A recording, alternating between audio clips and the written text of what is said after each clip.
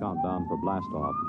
X minus 5, 4, 3, 2, X minus 1, fire.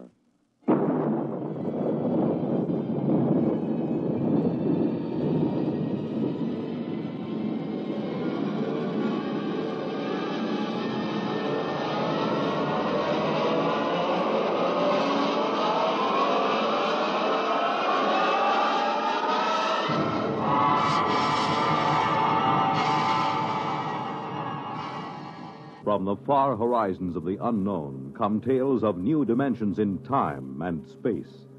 These are stories of the future, adventures in which you'll live in a million, could be years, on 1,000 maybe worlds. The National Broadcasting Company, in cooperation with Galaxy Science Fiction Magazine, presents X minus 1.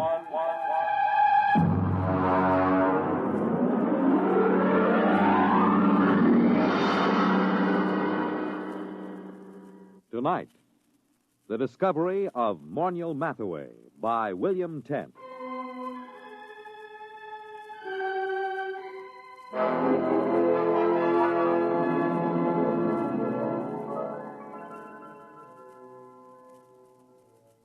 Everyone is astonished at the change in Morniel Mathaway since he was discovered.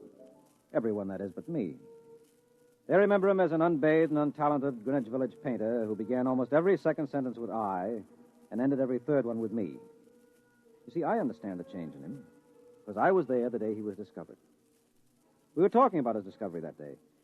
I was sitting carefully balanced on the one wooden chair in his cold little Bleecker Street studio because I was too sophisticated to sit in the easy chair. Come on, Dave. Take a comfortable seat. Oh, no, Morny. Oh, no. I know about that chair. Now, what do you mean? It's the only comfortable chair in the room. Yeah, I know. Look at it. Broken down springs, very high in the front and low in the back. Sure, it conforms with the position of the spine. Yeah, sure.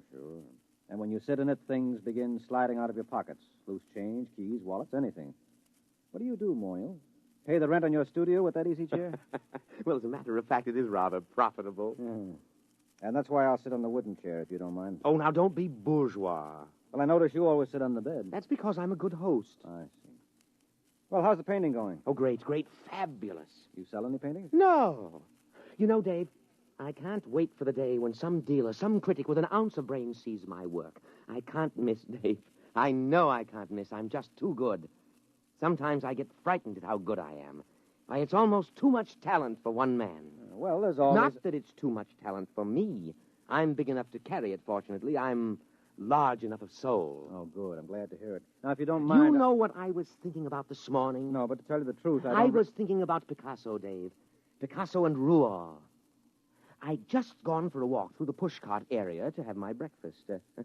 You know, the old hand's quicker than the eye. Yes, I know. I've seen you do it.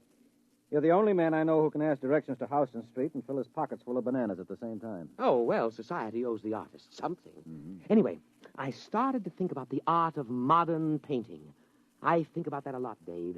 It troubles me. You do, huh? Well, I was thinking, who is really doing important work in painting today? Who is really an unquestionable great? I could think of only 3 names. Picasso, Rouault, and me. Well, naturally. Just 3 names, no more.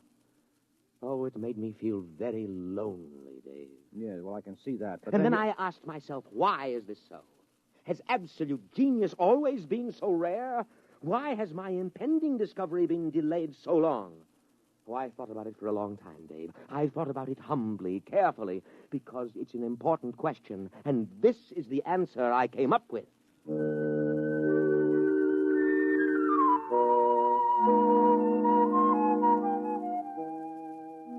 Well, don't bother waiting for the answer that Morniel came up with. It turned out to be a theory of aesthetics I'd heard at least a dozen times before from a dozen other painters in the village. Morniel was a bad painter, there was no question about it. I say that not only from my opinion. I've roomed with 2 modern painters, and I've been married for a year to another, but... Well, for example, a friend of mine, a fine critic of modern art, took a look at one of Morniel's paintings, which he hung over my fireplace in spite of my protests, and just kind of stared slack-jawed. What does he call that technique? Well, he says it's smudge on smudge. Well, I can believe it. Smudge on smudge, white on white. Non-objectivism, neo-abstractionism, call it what you like. There's nothing there, nothing. Well, it doesn't even have the interest of those paintings that chimpanzee did a couple of years ago. He's just another of those loudmouth, frowsy, frustrated dilettantes that infest the village. Why do you waste your time with him? Well, for one thing, he lives right around the corner, and he's kind of colorful in his own sick way. And he does have one great talent. It's not in painting. No. Now, you see, I just get by as far as living expenses are concerned.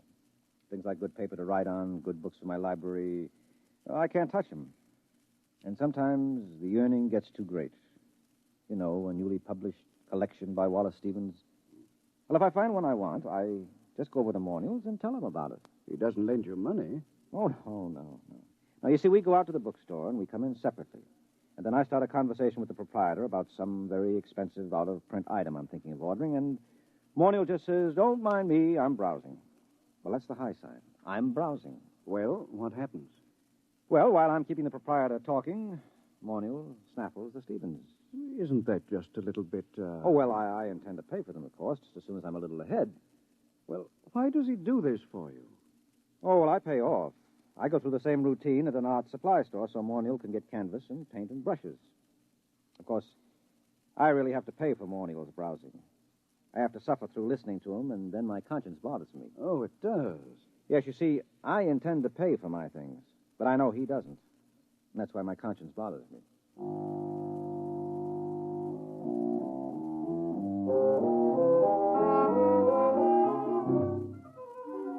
Well, here he was the day he was discovered, sitting in his room, and Mornill was running on about his own genius. No, I can't be as unique as I feel. Other people must be born with the potential of such great talent, but it's destroyed in them before they can reach artistic maturity. Why? How? Well, let's examine the role that society plays in all of this. What's that? You got a hi-fi set? Nonsense. That's a crass materialistic concept that I should... Something is happening. Hey, why did you put the purple lights in? Purple? Oh, what's that? Look, it's shimmering. It's coming right through the wall. It looks like a box. We can't both be having an artistic vision. You're not the type. No, I'm not, and I'm not drunk either. Look out, something's going to happen. Mornill Mathaway? What? Who are you? Where'd you come from? You are Mornill Mathaway? Yes. My name is Glescu. I bring you greetings from 2487 A.D. Oh, 2487. A.D.? I realize this is a difficult phenomenon for you to grasp entirely, but here I am. We will now indulge in the 20th century custom of shaking hands. Mr. Mornill Mathaway? Oh, well, sure. Shake. Yeah. And you, sir? Yeah, sure. I don't mind. Shake. What a moment. What a supreme moment. Oh, well, what do you mean, what a moment? What's so special about it? Are you the inventor of time travel? Me, an inventor? No. Time travel was invented by Antoinette Ingeborg, and, well, that was after your time. It's hardly worth going into at the moment, especially since I only have half an hour. Why half an hour? The skin drum can only be maintained that long. The skin drum is, well, call it the transmitting device that enables me to appear in your period. There is such an enormous expenditure of power required that a trip into the past is made only every 50 years. The privilege is awarded as a sort of go-bell. I believe I have the word right. It is go-bell, isn't it? The award made in your time? Well, you wouldn't mean Nobel by any chance, a Nobel Prize? That's it, the Nobel Prize. A trip is awarded to outstanding scholars as a kind of Nobel Prize. Once every 50 years, the man selected by the Gardemax is the most preeminent, that sort of thing, you know. Up to now, of course, it's always gone to historians, or they frittered it away on the siege of Troy and the first atom bomb explosion at Los Alamos, or the discovery of America, things like that. But this year... Yes? Well, what kind of scholar are you? I am an art scholar. My specialty is art history, and my special field in art history is... What? You, Mr. Mathaway. In my own period, I may say without much contradiction, I am the greatest living authority on the life and works of Mornill Mathaway. My special field is you. Dave, did you hear that? Dave! I heard. You mean that I'm famous? That famous? Famous. You, my dear sir, are beyond fame. You are one of the immortals the human race has produced. That famous? That famous. Who is the man with whom modern painting in its full glory is said to have definitely begun? Who is the man whose designs and color have dominated architecture for the past 5 centuries? Who is responsible for the arrangement of our cities, the shape of our artifacts, the texture of our clothing? Me. You. No other man in the history of art has exerted such a massive influence over design. To whom can I compare you, sir? To what other artist in history can I possibly compare you? Rembrandt? Da Vinci? Rembrandt and Da Vinci in the same breath as you. That's ridiculous. They lacked your universality, your taste for the cosmic. Wow. Mr. Glasgow, excuse me. Do you happen to know of a poet named David Danziger? Did much of his work survive? Is that you? Yes, that's me. Dave Danziger? Well, no, I don't think so. The only poet I can remember for this time and this part of the world is Peter Tebb. Tebb? Never heard of him. Then this must have been before he was discovered. But you see, I am an art scholar. Well, you see, checking my chronometer, I see my time is getting short. But it is an overwhelming delight for me to be standing in your studio, Mr. Mathaway, and looking at you at last in the flesh. I wonder if you would mind obliging me with a small favor. Oh, sure. You name it. Nothing's too good for you. What do you want? I wonder, I'm sure you don't mind, could you possibly let me look at your painting? The one that you're working on at this very moment. Well, sure. I have one right over here. Just, I'll pull the easel around. There you are. I intend to call this Figured Figurines number 29. Oh, but this... What's the matter? Well, surely this isn't your work, Mr. Mathaway? Yeah. It's my work, all right. Figured Figurines number 29. Recognize it? No, I do not recognize it, and that is a fact for which I am extremely grateful. Could I see something else, please? Something a little later. Well, that's the latest. Everything else is earlier. Here, you might like this. Now, I call this Figured Figurines number 22. I think it's the best of my early period. Oh, dear. You know, well, this looks like a smears of paint on top of other smears of paint. Right. Only I call it smudge on smudge. But you probably know all about that, being such an authority on me. And now, here we have Figured Figurines number 12. Do you mind leaving these figurines, Mr. Mathaway? I'd like to see something of yours with color and form. Well, I haven't done any real color work for a long time. Oh, wait a minute. Wait. I have one over here somewhere, an old canvas. I was going to paint over it. Here we are. This is one of the few examples of my mauve and mottle period that I've kept. Oh, I can't imagine why. It's positively, oh, dear. Oh, now, wait a minute. Let me show you some of my intestinal period. Here. Here's a particularly good one. It's called Large Intestine Rampant. You like it? Oh, please. I think I'd like to sit down. Well, take the comfortable chair. And here's another one called Small Intestine Incisive. Oh, it's rather good, don't you think? I managed to avoid completely any definite line. You notice that? I don't suppose you have a drink of Glafax. Oh, no, of course you don't. It hasn't been invented yet. Oh, now here's one that's bound to be great. It's one of my earlier smudge on smudges. It's called Fly Ash. I painted it by coating the canvas with slow-setting glue and leaving it out on the window for about 2.5 hours. Notice the delicate deposit of soot. Oh, please. Please, Miss Mathaway, please. Oh, I've got lots more. You know, I don't understand this.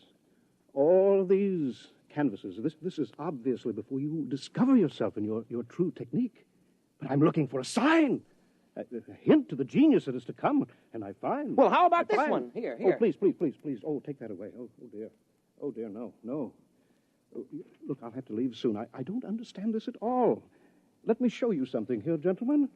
Here, a pocket edition of the source book.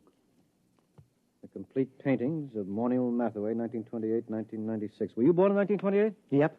May 23rd, 1928. Here, look at the first painting. Well, that's beautiful. I mean, the color, that's incredible. Oh, well, that stuff. Well, why didn't you tell me you wanted that kind of stuff? You mean you have paintings like this, too? No, not paintings. One painting. Oh, I did it last week as a sort of an experiment, but I wasn't satisfied with the way it turned out, so I gave it to the girl downstairs. Would you like to look at it? Oh, yes. Very much. Well, here, I'll just toss your book on the bed. Come on, it won't take a minute or two.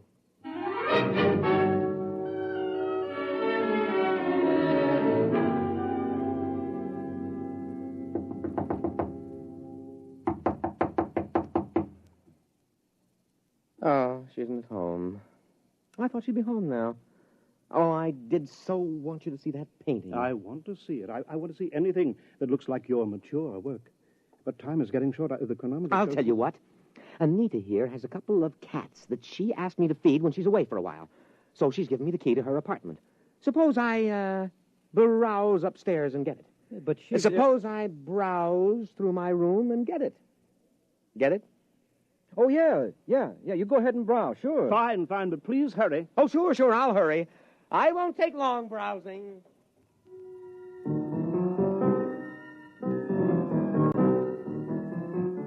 Well, that was it, the high sign. I'd seen Morniel Mathaway in action too many times as a shoplifter not to understand it. He was going upstairs to lift that book that he'd dropped on the bed. I knew he hadn't ever painted a picture like the one in the book, but he would now. Only he wouldn't paint them. He'd copy them. Well, I started talking automatically. You, paint yourself, Mr. Glasgow? No. Of course, I wanted to be an artist when I was a boy. I imagine every critic starts out that way, but I found it far easier to write about paintings than to do them. Once I began reading the life of Morniel Mathaway, I knew I had found my field. Not only do I empathize closely with his paintings, but he seems so much like a person I could have known and liked. That's one of the things that puzzles me. He's quite different from what I had imagined. Yes, I'll bet he is. Of course, history has a way of adding romance to an important figure. Mm-hmm. Oh, dear, I'm running out of time here. Do you think you'll be back with the key soon? I've practically no time left. I've just got to get upstairs to the time translator. I just can't wait. I'll have to hurry now. Oh, dear, I did want to see an original Mathaway. I did want to. Mr. Mathaway, Oh! What's the matter? The time translator, it isn't here. It's gone. The book is gone, too. And Mathaway, he stranded me here. He must have figured out that getting inside and closing the door made it return. Yeah, he's a great figure. And he'll probably figure out a very plausible story to tell the people in your time to explain how the whole thing happened.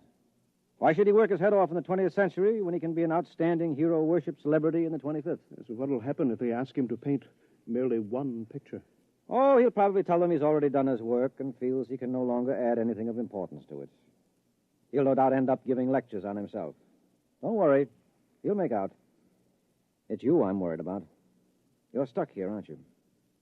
Are they likely to send a rescue party after you? No. Every scholar who wins the award has to sign a waiver of responsibility in case he doesn't return. No, I'm stuck here. Tell me, is it very bad living in this period? Well, not so bad.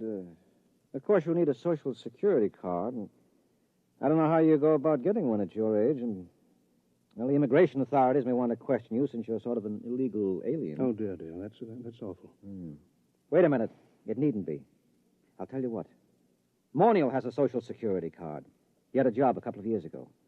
He keeps his birth certificate in that drawer along with his other papers. Now, why don't you just assume his identity? He'll never show you up as an imposter. But do you think I could? Won't I be... well, won't his friends, his relatives... No, he hasn't got any family, and I'm about the only friend he's got. You could get away with it. Maybe grow a beard and dye it blonde.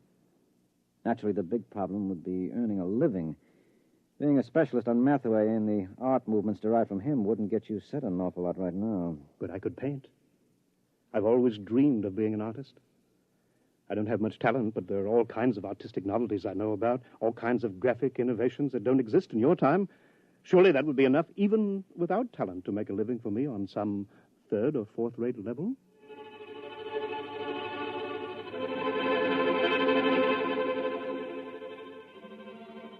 No, it certainly was. But not on a third or fourth-rate level. Mr. Glasgow, that is Morniel Mathaway, is the finest painter alive today and the unhappiest. After his last wildly successful exhibition, I remember he said to me, "What's the matter with all these people praising me like that? I don't have an ounce of real talent in me. All my work is completely derivative. I've tried to do something, anything that was completely my own, but I'm so steeped in Mathaway that I can't seem to make my own personality come through. And those idiotic critics go on raving about me, and the work isn't even my own." "Well, then whose is it?" "Mathaway's, of course. We thought there couldn't be a time paradox. I wish you could read all the scientific papers on the subject. They fill whole libraries because it isn't possible that time specialists argue for a painting to be copied from a future reproduction and so have no original artist. But that's what I'm doing. I'm copying from that book by memory." Look, Glasgow, that is Mathaway. Don't knock yourself out. But it's dishonest. No, it isn't. You're deliberately trying not to copy those paintings. You're working so hard at it that you refuse to think about that book or even discuss it. As a matter of fact, when I tried to get you to talk about it a little while ago, you couldn't actually remember it. That's true. That's true. You're the real Morniel Mathaway, and there's no paradox. You're actually painting those pictures. You're not copying them from memory. I know in my heart that they're not mine. All right, I'll forget it. Anyway, you're a much nicer guy than Mathaway ever was. And besides, a buck is a buck.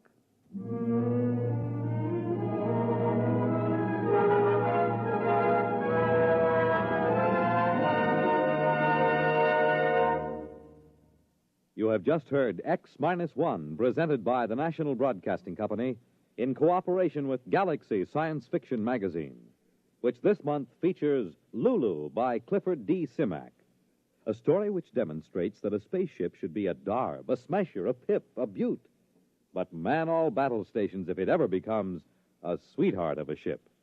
Galaxy Magazine, on your newsstand today. Tonight, X-1 has brought you The Discovery of Morniel Mathaway, a story from the pages of Galaxy written by William Tenn and adapted for radio by Ernest Kenoy.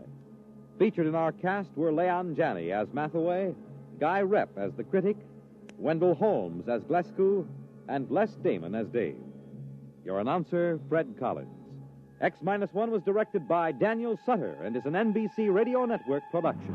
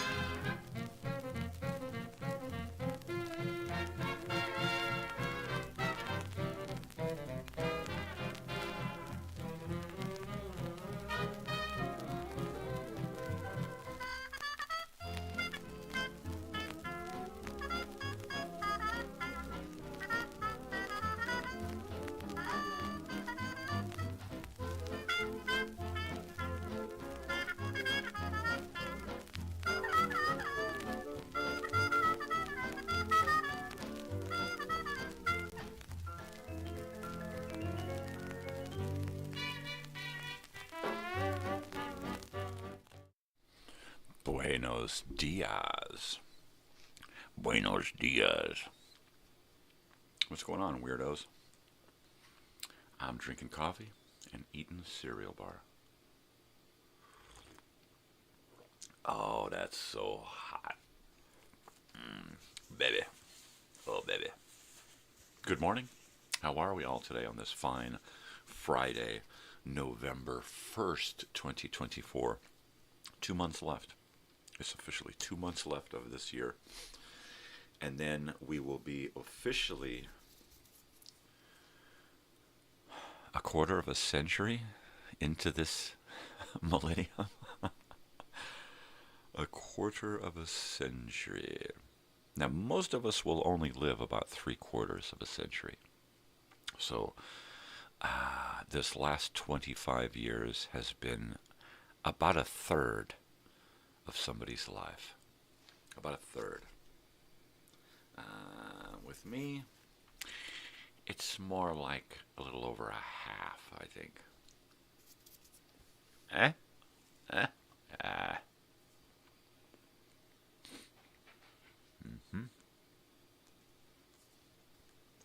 Well, happy Halloweeny.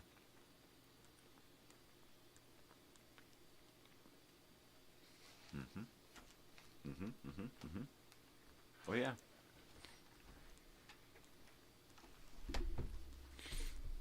So, last night I did my very first holiday special. Halloween. It was fun. It was live with recorded portions. Oh, that's hot, baby. Yeah. We did a video time machine. We listened to War of the Worlds, broadcast originally 1938, October 30th. It was crazy. The first thing I did was I read from the Encyclopedia Americana about Halloween. It was like 3 paragraphs. And then I read Hansel and Gretel from Grimm's fairy tales, the Brothers Grimm. Moo. It didn't take half as long as I thought it was going to take to read that. I think it was something like 11 pages with 3 half-page pictures, and it took me like 15 minutes. I thought it was going to take like an hour to read that many pages. The difference between reading one of the Grimm's fairy tales books and a biography is that the biography has way more stuff on each page. So that's why it takes me longer to get through one of those pages. Anyway. My costume from yesterday.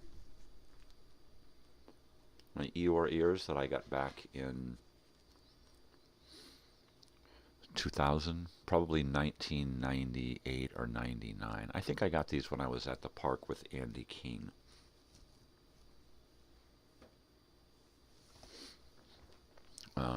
Yeah.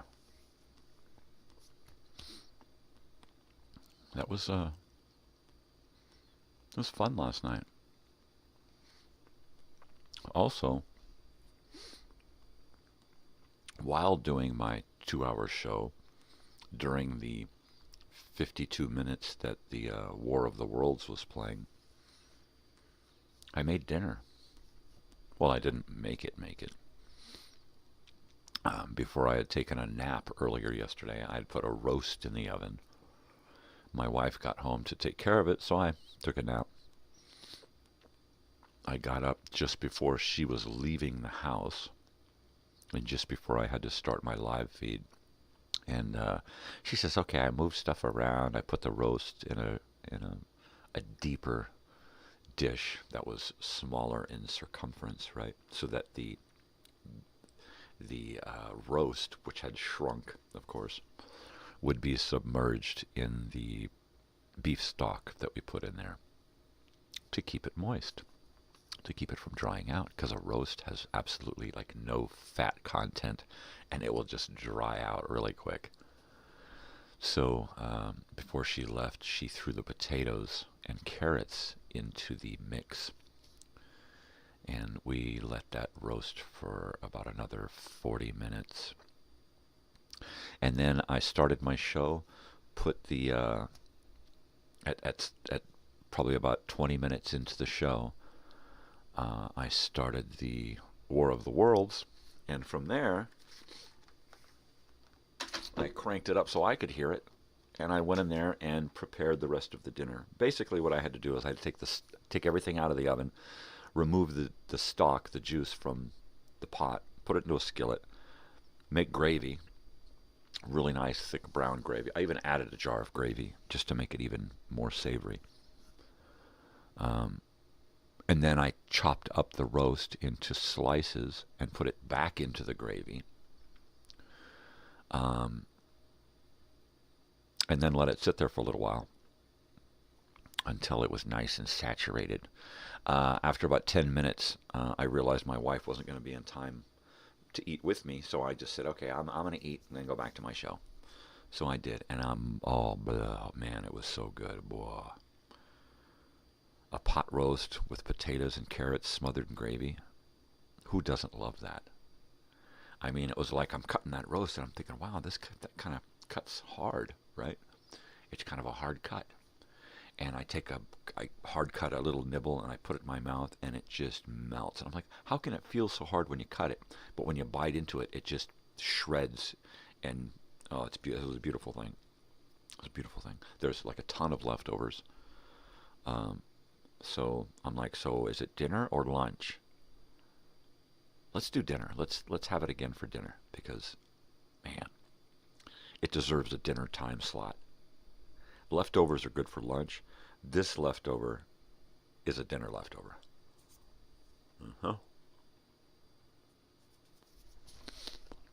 Man.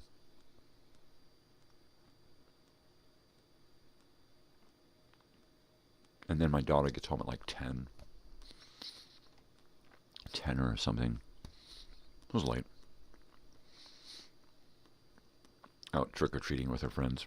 Well, hanging out with her friends while the young ones trick-or-treat.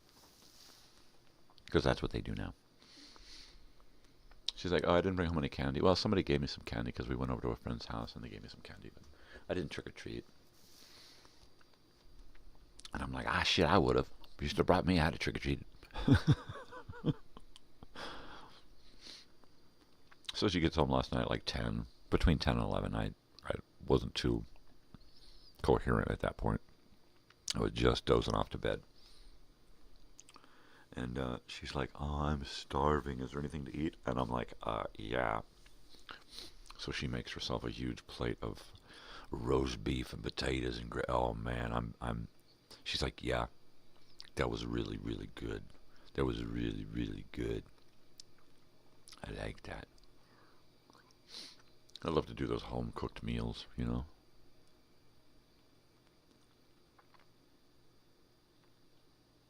it can start a chain reaction of home-cooked meals. It really can. Like, oh, that was so good. What can we do tomorrow night? Oh, my gosh, what are we going to do this week? Oh, my gosh.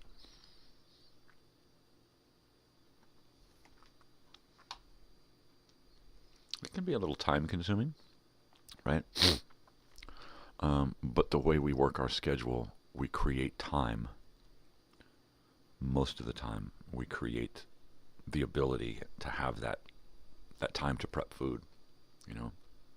Most people spend about 20 minutes in the kitchen prepping dinner. And basically they're pulling something out of the freezer, putting something on the pot to cook, something out of a box usually, right? I know. Believe me. I've eaten out of a box most of my life. And, yeah, it's a bummer. And any time we can avoid the box, we do. And we're getting to where we can start doing more cooking at home because it's cooler. We went from like a week of window weather from hot to fucking freezing. So now we got to keep the place closed up at night. Usually I keep a window open, keep a fan on, keep an air conditioner on or something. Not anymore. Now we go from air conditioner weather to heater weather. Just boom. There's like almost no break in between. And it's late, right? Usually this happens in like sometime in October. And we're like, it's November, and we just got the close your damn window weather. Man. Right? Oh my God. Mm. Mm. Mm. Mm. Mm.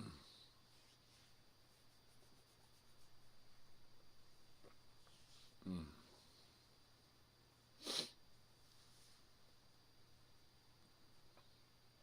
Totally.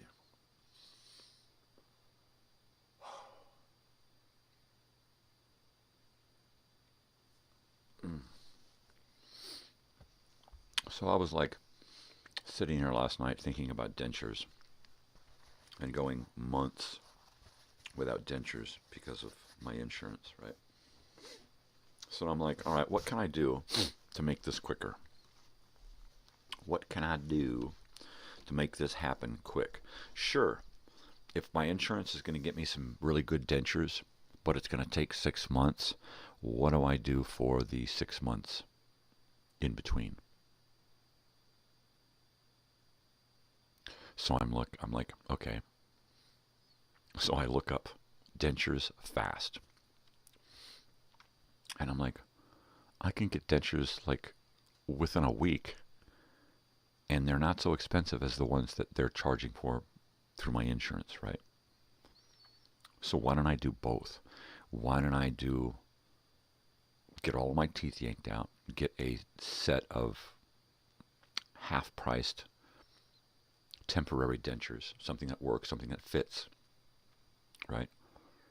After a couple of weeks of healing, get fitted for these dentures and get them sent to me and use them until I get the insurance paid dentures, right?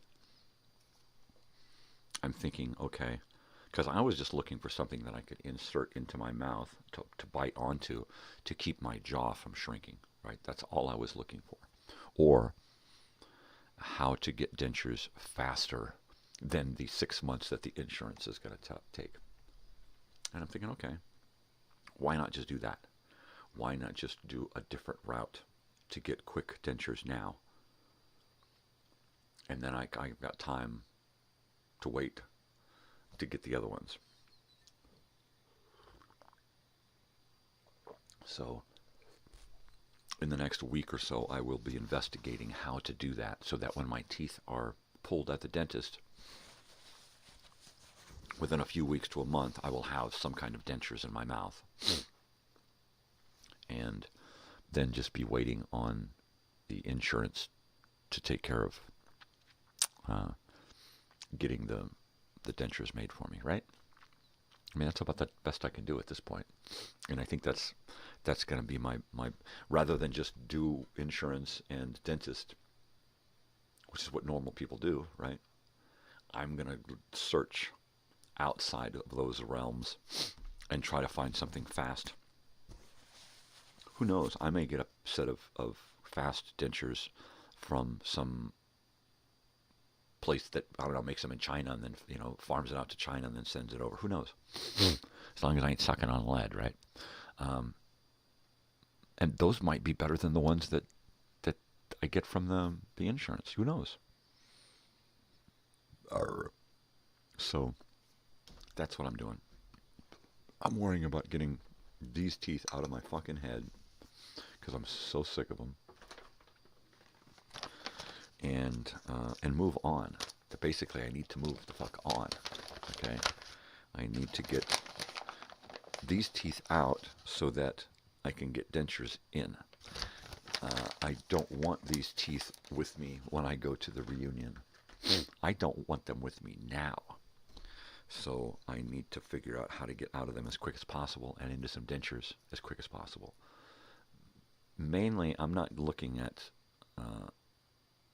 getting dentures quick for vanity purposes, right? I don't care what I look. Obviously, I don't care what I look like, right?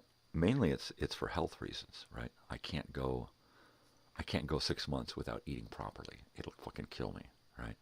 I need to be able to eat regularly, normally. Yeah, I need to change my diet, but I can't change my diet if I'm limited by what I can eat. So I just need to be able to eat. I just need to be able to eat. And if I can get quick dentures, then I can get back to doing this stuff. I can get back to socializing. I'm really afraid of being out in public with friends and hanging out and stuff because I'll get carried away and not think. And I'll make a movement with my mouth and just pop one of my teeth out, right? And I don't want that to happen. I mean, it's happened. It's almost happened. The other day I turned to look and said something, and because of the way I said it and the way my head was turned, my teeth rubbed together wrong, and I literally, one of my side teeth almost popped out one of my front teeth. I don't know how, but and it hurt, right? It really hurt because one of my teeth went by my other one and just ticked it like that, and that's all it took. And it was painful. It was very painful. And my teeth are crooked. They're pushing upward. They're jagged. They're crooked. They're different heights, right? They're different depths.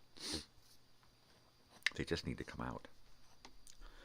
The sooner I get them out, the sooner my jaw and my gums will heal and get better, and then I'm into new teeth. But I Googled it. And it was like, okay, so now I need to Google it in my area and find somebody here, even my own dentist. Well, I can do that, but we can't do it through your insurance. Well, fine. Give me something, set me up on something that we can do that's, if I got to send for a kit and do my own dentures with a kit, I'll do that, right? Bring it on.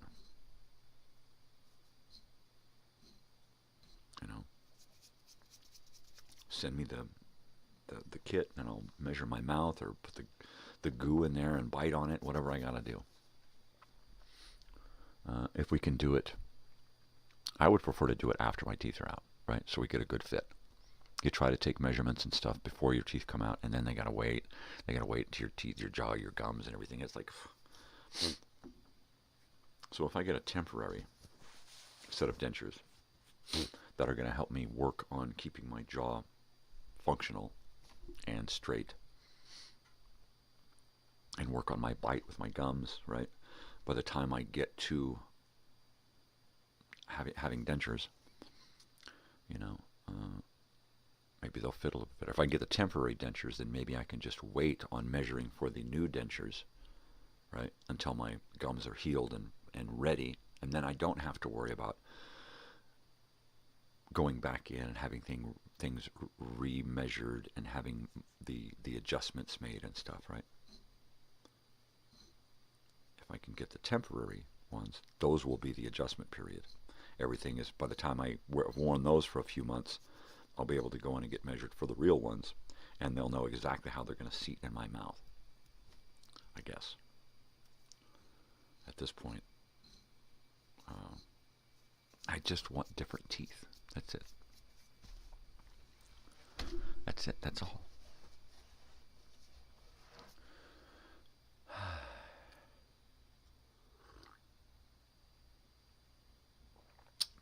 Yeah. Oh, baby. Let's see. I've finished my cereal bar. My coffee is good. It's good. It's real good. It's really good. Oh. I got a bowl of candy here. I try not to eat more than one piece at a time. Which means more than one piece in a sitting, right? It's not like, okay, I'm going to eat one piece. Okay, I'm going to eat one piece. Okay, I'm going to eat one piece. No.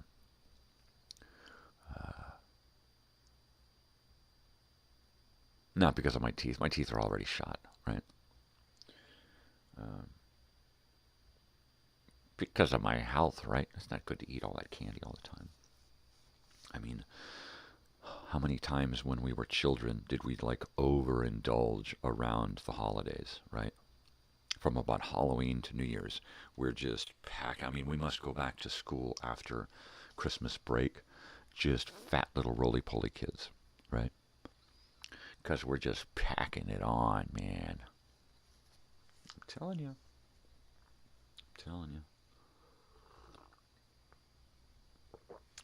Yeah, I gotta heat that up. Oh, that's good stuff. It's all about bong hits and coffee. Coffee and bong hits, baby. Heat this up, clean this out. Yeah.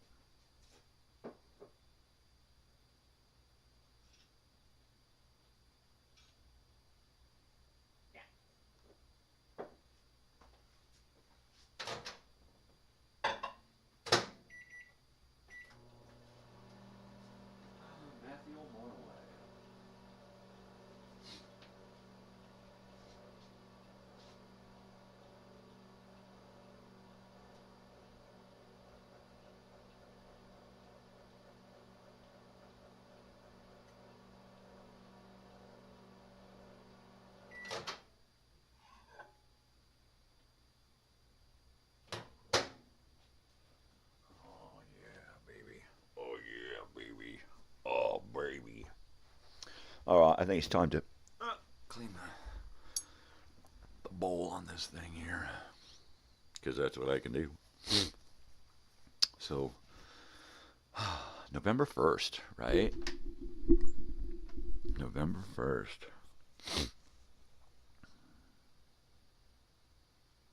Would we have had Halloween off? No. Not in school. We would not have had Halloween Day off. If it was like on a Thursday, like last night, we would have been in school, most of us laughing at those kids in costume, right? And then thinking, man, I wish I could have dressed up. A lot of the teachers would be dressed up. And then it's a matter of kids, how many kids are going to show up the next day? How many kids are too wiped out from partying all night long on Halloween? Too wiped out to go to school the day after Halloween, right? It was great when Halloween was like on a Friday or a Saturday or something, right? And you could just fucking party all weekend, all freaking weekend long. Because your friends would be having parties and there'd be trick-or-treating. Some kids would go out the day after Halloween and trick-or-treat just to be rats, right? Hey, it's over.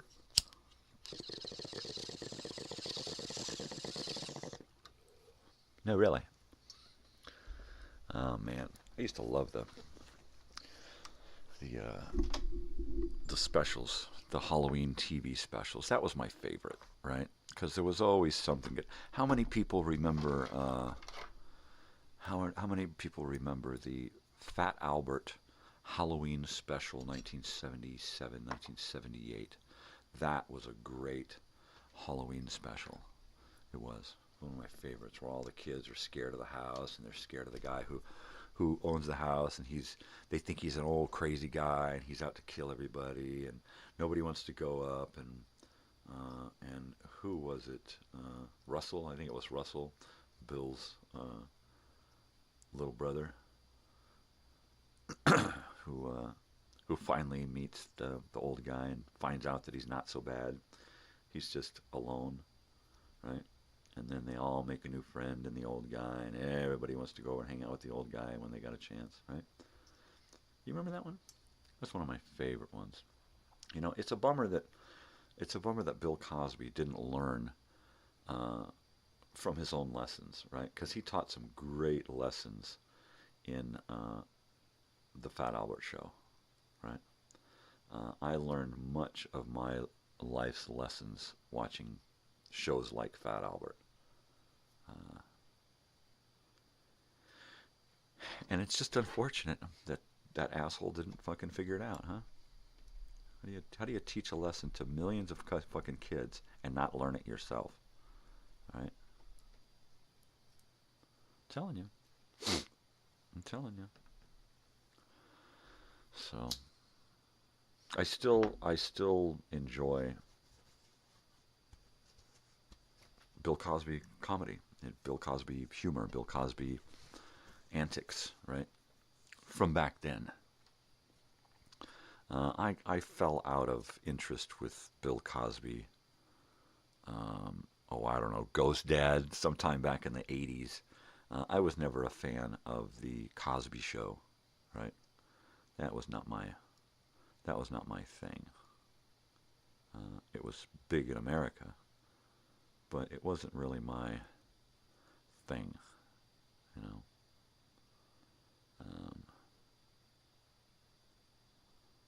No, I wasn't a Bill Cosby, that kind of Bill Cosby fan. I was more like comedy records, stand-up humor, I Spy, the Fat Albert Show. He did a variety show, a morning variety show, I think Saturday mornings or something, where it was kind of that, I believe it was him.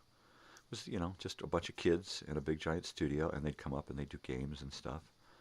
And there's been a million shows to replace it since then, but it was a one-of-a-kind show back then. Yeah, it's really cool. So I'm just trying to push paper through my bong bowl here to get the goo cleaned out of it. But all I seem to be doing here is clogging the bowl more.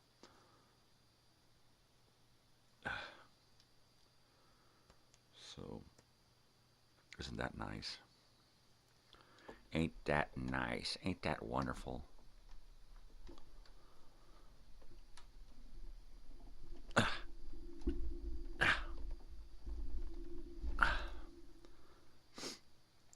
Well, ain't that fierce, right?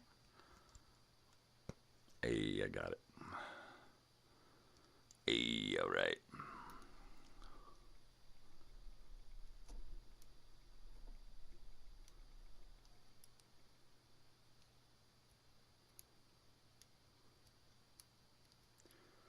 Totally.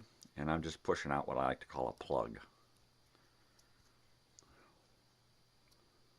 And, oh, it's a big one. Oh, that's beautiful. Nice and clear. Yeah, baby. And that's one big plug. That's a big plug.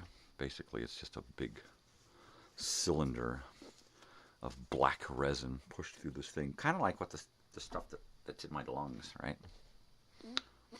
Because if this pipe, after a week, is any indication of what my lungs are going to look like, my lungs have got to be blacker than the blackest night, right? Oh boy. And there ain't enough years in this life to reverse that. There just ain't. There just ain't. All right, let me see and put my little glass screen back in there. Hey, Hey, doing all right. Ain't that good? Yeah, so I haven't done anything to prep for next week. November is up in the air at this point. I'm probably just going to run through the regular gamut of radio shows. Dimension X being the newest edition. Now that I have this external hard drive rolling, it looks like I will be pulling off a lot of audio from the internet and stashing it away so that no matter what happens with my internet sources, I've got a steady supply of material, a steady supply of content, borrowed content as it may be. It is content nonetheless. Content that many others have shared on YouTube. So I'm nothing new. I'm just different. Everything that I'm putting on there is important to me. So it is kind of different. I'm not just putting up willy-nilly stuff. I'm putting up stuff that I love to watch or listen to for reasons you'll have to figure out on your own. By watching the morning show, you usually figure out why it is I am why I am, or why I do the things I do. But you got to watch.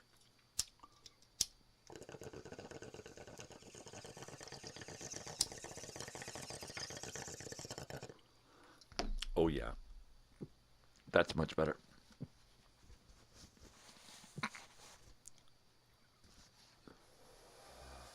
Oh yeah.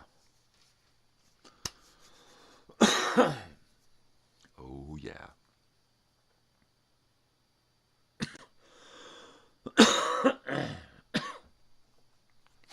I think, therefore I am. I think that I'm going to incorporate reading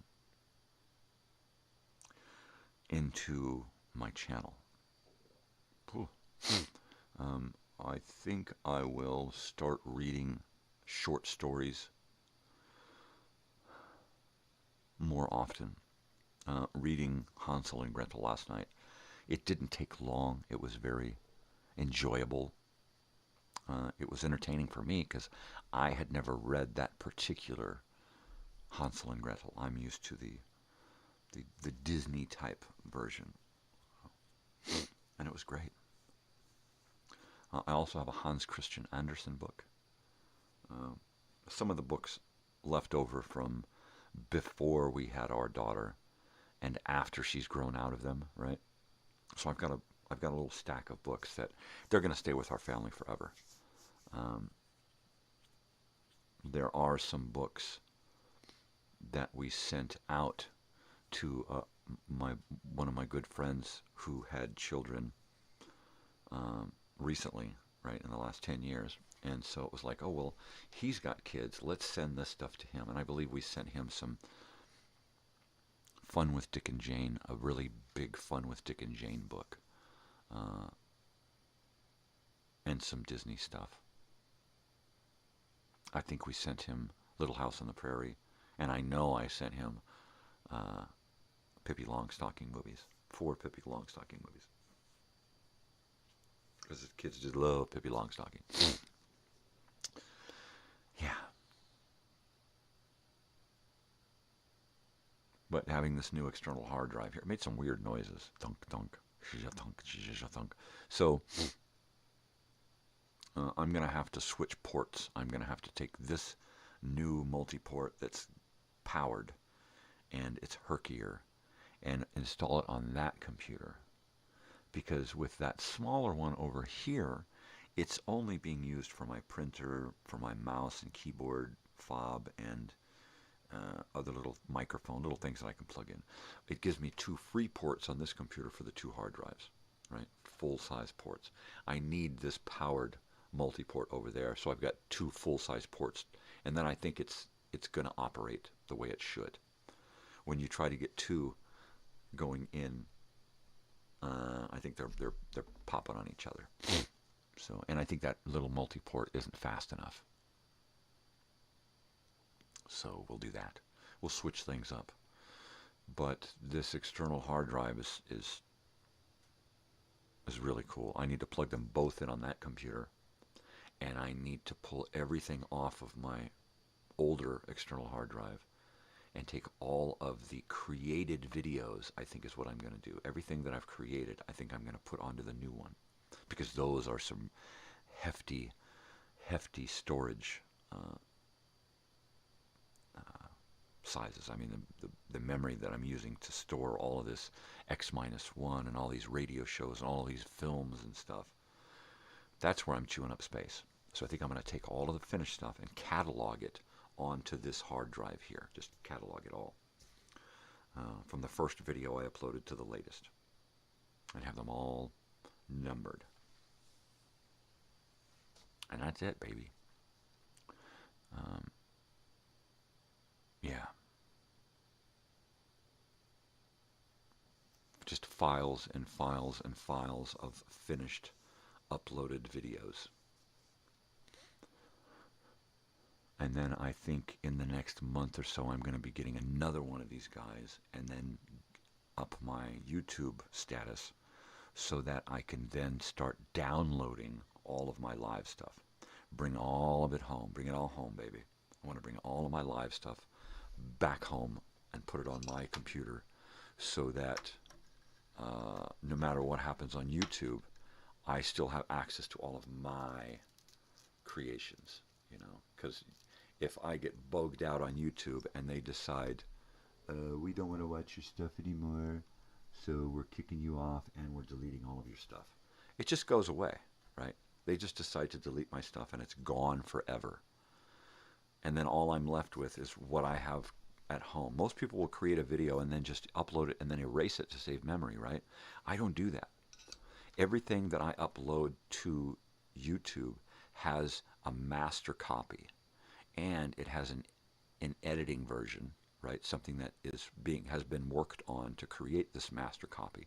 It also sometimes has a redo. It has a master copy that's been uploaded, got a copyright hit. I bring it home, I re-edit it, and then upload it again. So some of them have two versions, slightly different. And so I may have one video and 3 or more copies in various forms, right? So I need to bring it all home. I just need it all home. And I need to make sure that I get away from having like multiple copies in different places, because that's chewing up a lot of space. When I've got this video saved in 3 different places, that's unnecessary. 2 places is okay sometimes, but mostly unnecessary. It's going to be on YouTube and it's going to be on a file. And I think that's going to be enough. Family stuff, backed up, right? Have family stuff on this one and have family stuff on that one. That's probably important. But I think what I'm going to do is start taking, get one hard drive completely devoted to family stuff. And it's probably going to be this older white one, the 2 terabyte hard drive. I think if I take that one and make that one completely devoted to home videos and home movies and stuff, it should be plenty of room. Because once I move all of the finished videos, stuff in the process of being made, I mean, all of those radio shows, as soon as I move that over to a different hard drive, it's going to free up that hard drive enormously. And I'll be able to put so much family stuff on that one. That should be good for the rest of its life, right? But as soon as I start bringing over that terabyte or more of information, the saved movies and radio shows and stuff, that's going to take a pretty good bite out of this hard drive. But because it's 4 terabytes, I should have plenty of room for a little itch there, a little adjustment. You know, I should have plenty of room for the next year of creating stuff. But then again, I don't know. I mean, I've chewed up probably about a terabyte this last year between the 2 computer hard drives. You know, I've probably got a terabyte and a half of stuff. But once I get stuff moved around and organized, that's going to be heavy. Organizing that shit. I mean, that's going to be one of those hiatus things where I just sit here and, okay, today I'm gonna organize just the radio shows and get them all in one file. Old time radio. You open up that old time radio and it's all of the shows. You open up those files and you've got, here's the videos uploaded. Here are the raw audio data, and here are the graphics that I used to create said videos. Boom. At some point, to save space, I could delete graphics, but they don't eat a lot of space, so I keep them. Right? Mostly, I just keep the graphics, set them aside, file them away. If I ever need those particular graphics again, there we go. If I want to create an X-1 commercial and have titles coming at you, I've already got those different titles in different forms saved, right? Because they're always different fonts, different colors, different shapes and sizes and shades and whatnot. Totally. I'm going in, man. I'm a jabberjaw right now, so I'm gonna bong hit up.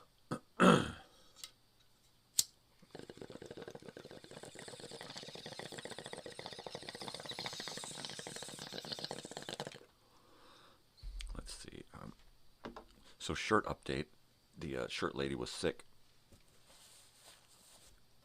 And so I'm like, this week's a pass. I know what it's like. Believe me, I know what it's like to be under the weather. I'm under the weather most of the time, right? Like Eeyore under a cloud, baby. I am under the weather. So I may get the word today that, you know, she got her act together and printed my shirts. I'm not counting on it. It would be great if I got shirts today. I would literally find a way to get, if I got them today at some point, I would try like hell to get shirts in the mail by the end of business day today. But I can't really count on anything at this point. Once I have shirts in my possession, those shirts are going to go really fast. I'm going to be sending shirts out to people who have already donated. I'm going to send a few shirts out to people who I want to have shirts. And then I'm going to have about a dozen or so shirts left over to try to roust up some more donations. Not to mention the shirts that have already been pledged. If those pledges don't follow through, then I'll be looking to get rid of those shirts too, and then make it up to them when they finally decide to follow through on the pledge, right? I'm kind of at a stalemate right now because I can't ask for donations with nothing to give, right? Mainly because I'm just doing shirts for cash, right? But the cash is paying for more shirts and eventually paying for the reunion.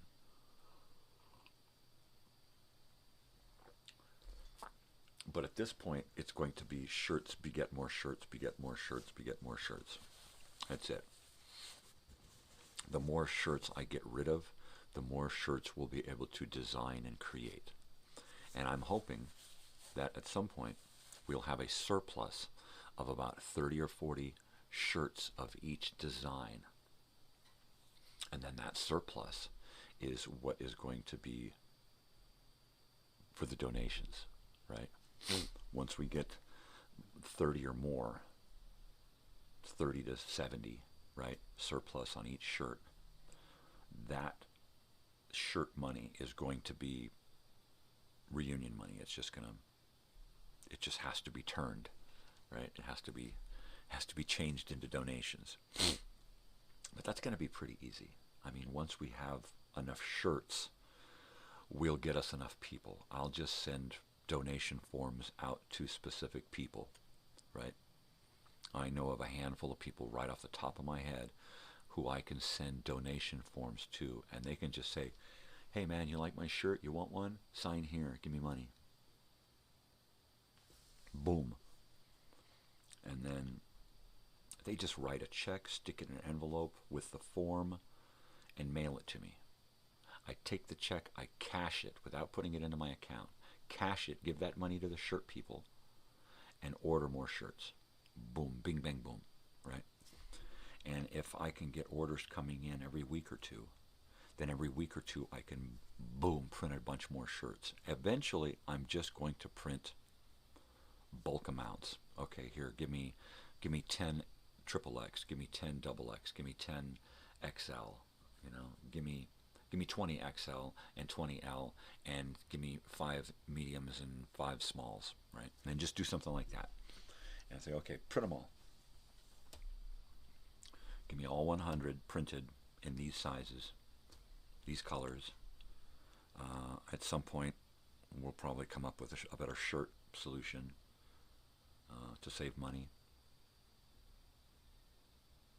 At this point, all I want to do is make enough money on the shirts to pay for the shirts.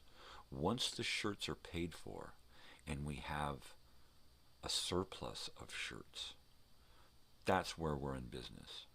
And if we can do all of this before 6 months to party time, then we've got time to pay for a bunch of shirts so that when we start putting money in, we'll have a lot of money coming in because shirts are paid for, right? I'm going to have screens made and then just go in and dump a bunch of shirts on them and say, here, print these shirts with that design. And that'll make it easier on me, on my the whole budget of this, because it's a donation thing. So I think they'll see the relevance in trying to bring the cost way down. We're going to go with a thinner shirt. I've got different style of shirts, and I think the one that I had them print my stuff on recently is a good shirt. It's not too thick. It's not too thin. It's a good strong fine weave. It's a good shirt. So I think I'm going to do something like that. I'm going to find out how to get that particular shirt in bulk, in different colors, different sizes.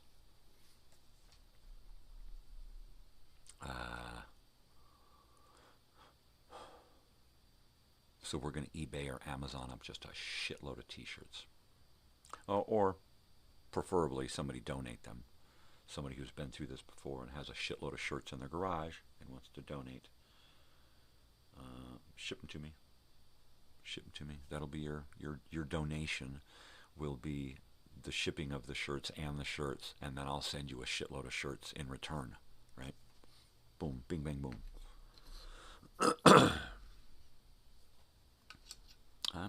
Once again, I'm getting excited. I got excited this morning when I opened my eyes, and I'm thinking, wow, what a break. You're alive. So, yeah, what a break. I'm alive. Halloween.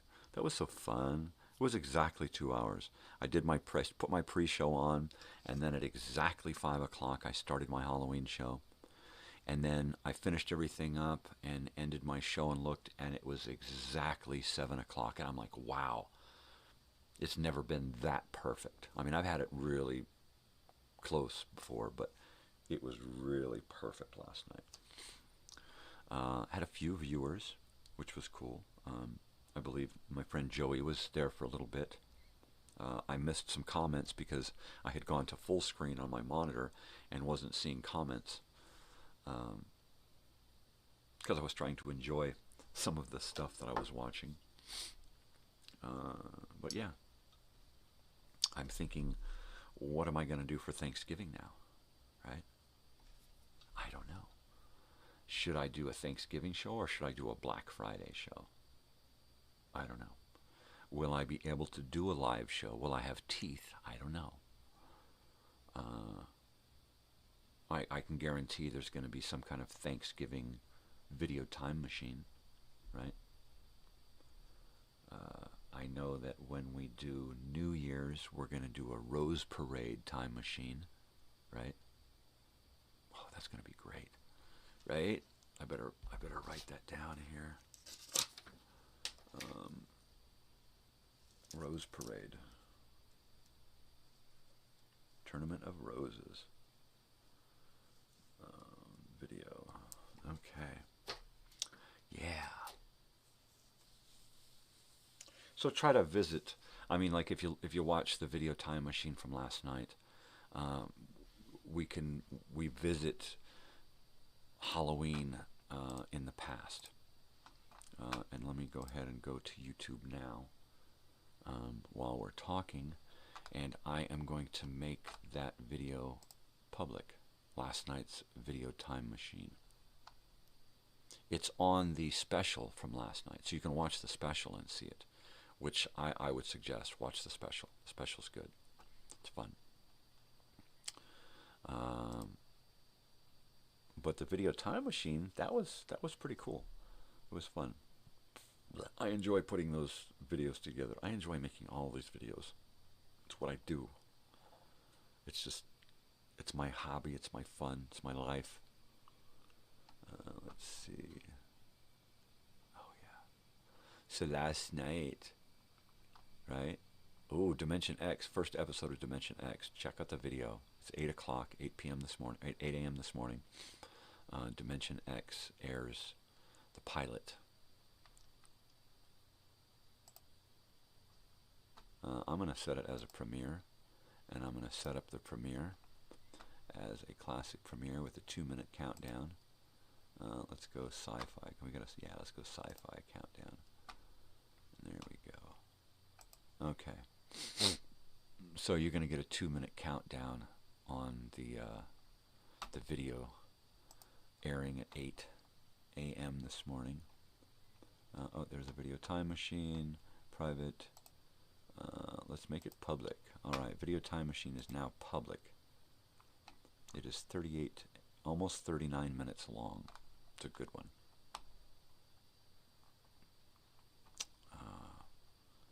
Yep. Way to go. Bing, bang, boom. Boom, boom, boom, boom. That's awesome. Awesome sauce.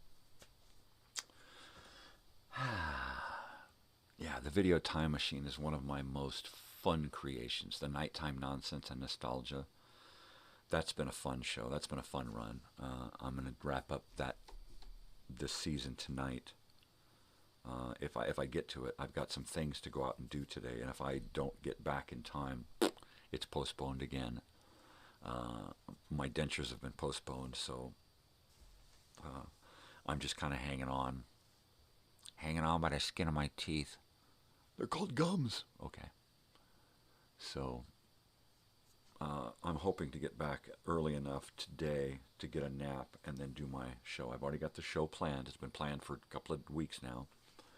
All I have to do is open up my programs and go. So it's going to be a 2-hour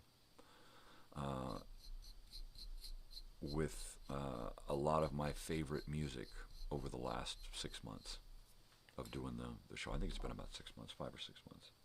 Feels like it. I did, I think, 80 or 90 episodes doing one show a week.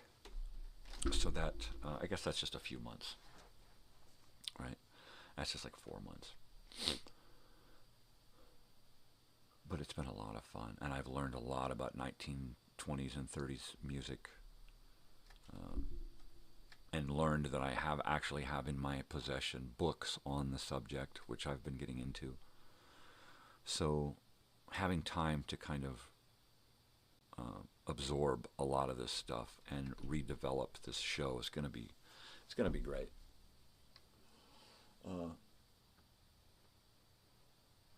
Coming up with a new opening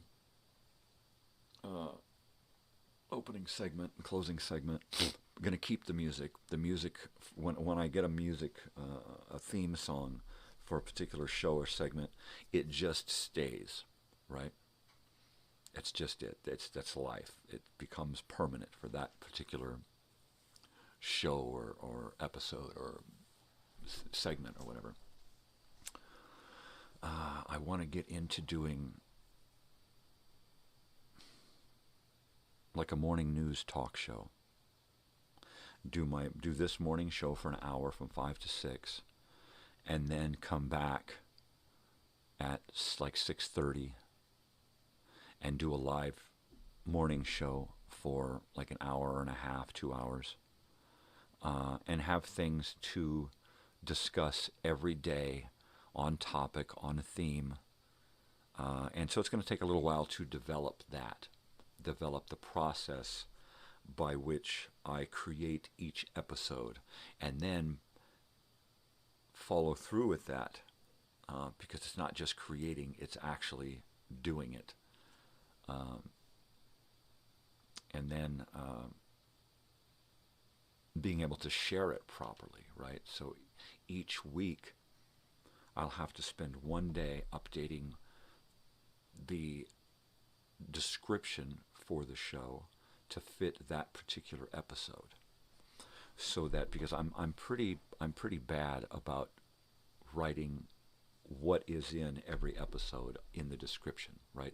If I wrote the description of what we're doing in each episode in the description every single time and changed it, I would probably more likely get a wider variety of viewers.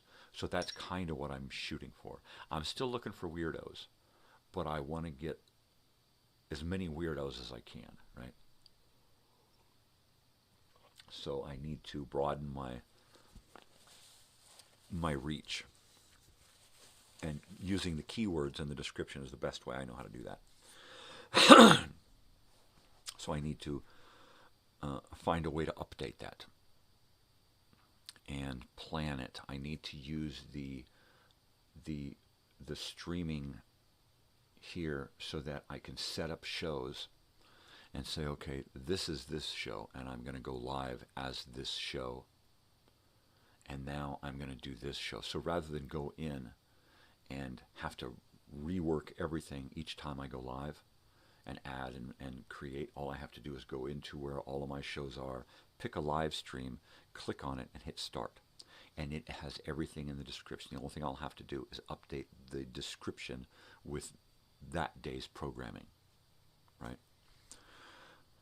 I need to figure out a way to program each show's graphics into each show's stream, so that when I tap on a stream, I go here and it shows me the correct graphic for the live stream, but also it shows me the correct key graphics that I can overlay on my screen, right? I should have something along the bottom of my screen all the time that says who I am, what I'm doing today, maybe even has a little ticker that comes across, right?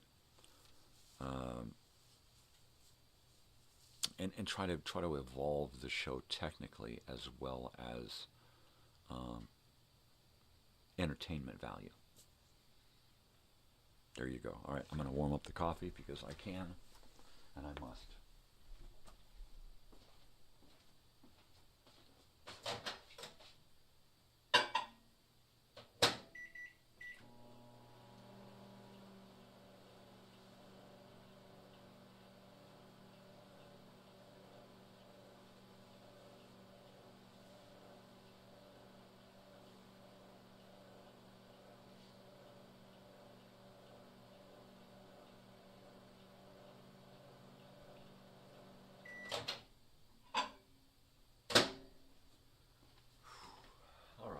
So today, my wife and I are finally going to go over to her friend's house and install this gate. Yes, I know I've been saying this for, how long have I been working on this gate? For a month now?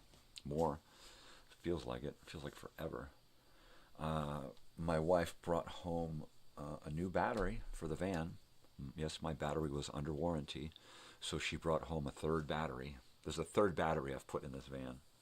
I park it for a while, and for some reason, I leave a light on or something is going on that keeps draining my battery. So it's out there for a couple of weeks, a week or so, and then it's just got a dead battery. So this time it's out there for months before I checked it.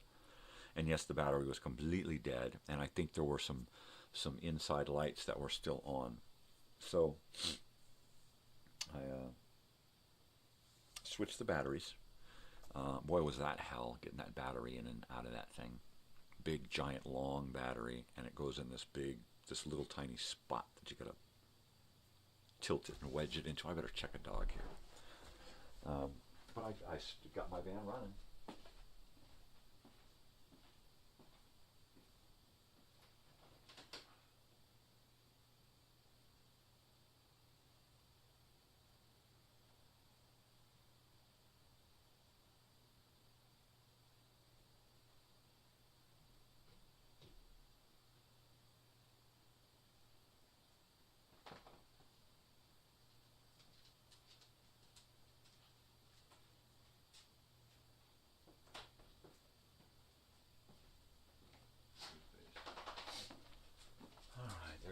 days.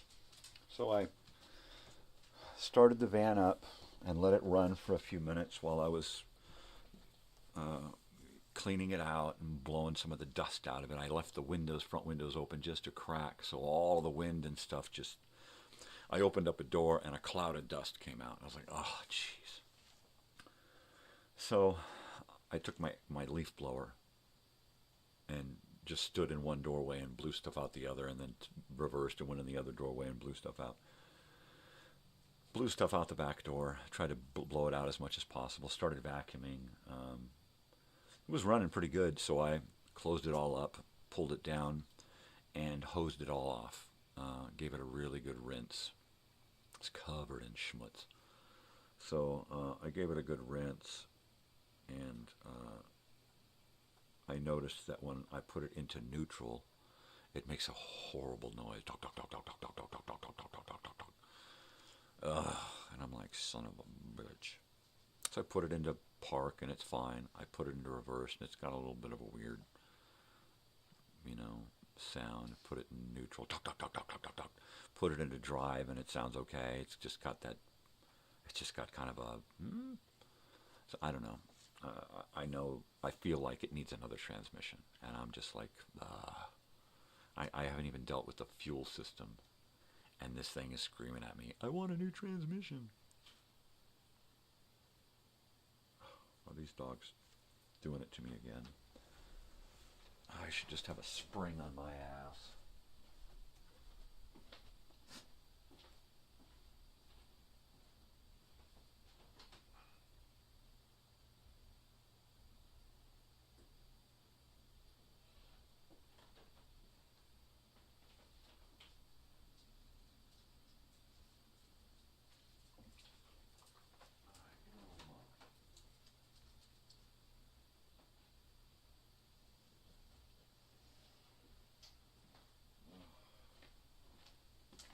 Now I gotta leave my bedroom door open.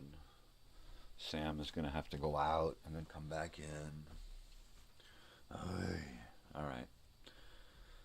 So transmission. So anyway, we got the van running as well as can be expected.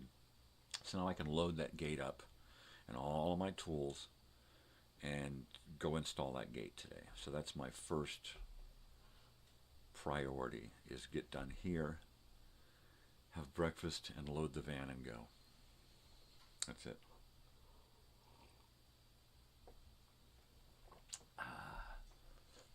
I must. I've got my van, so I'm going to be able to take pretty much anything I'm going to need. Just about anything I'm going to need. It should be in the van. Air compressor, nail gun, nails, all my power tools and batteries and chargers and everything. All the tools and implements, accessories, blades and bits and shit, boxes of screws and nails and assortments of materials and stuff, just in case, stuff to put on oil and spruce it up and darken it and make it nicer. Any step along the way, I'm going to need something. I want that something with me. I don't want to count on somebody. Hey, you got one of these jiggerma-thingies here? No. Just take, I got everything I need here, so just take everything I'm going to need with me. Including a table to set up on, so I don't have to bend over and work on the friggin' ground. Even if I don't work on the table, at least I can have all my tools and shit on the table, so I don't have to work on the friggin' ground. At some point I find myself sitting on the ground doing low work, because I don't bend over and I do not work on my knees. And there's Sam.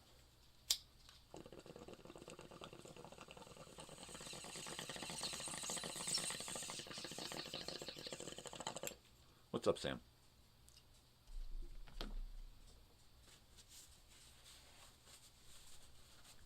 What's up? You want to go somewhere? Show me where you want to go.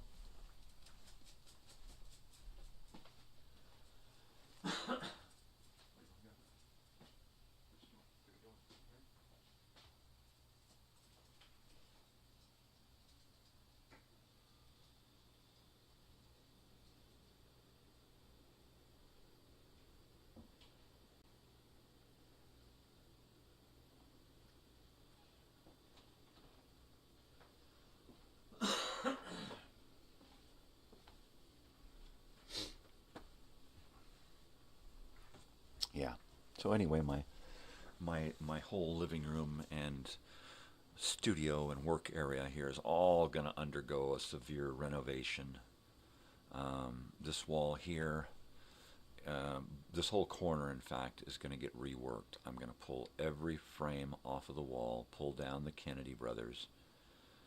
I think I'm going to be moving the Kennedy Brothers into the new studio that I'm going to be doing on the other side of the house over here, where there's a daybed and stuff.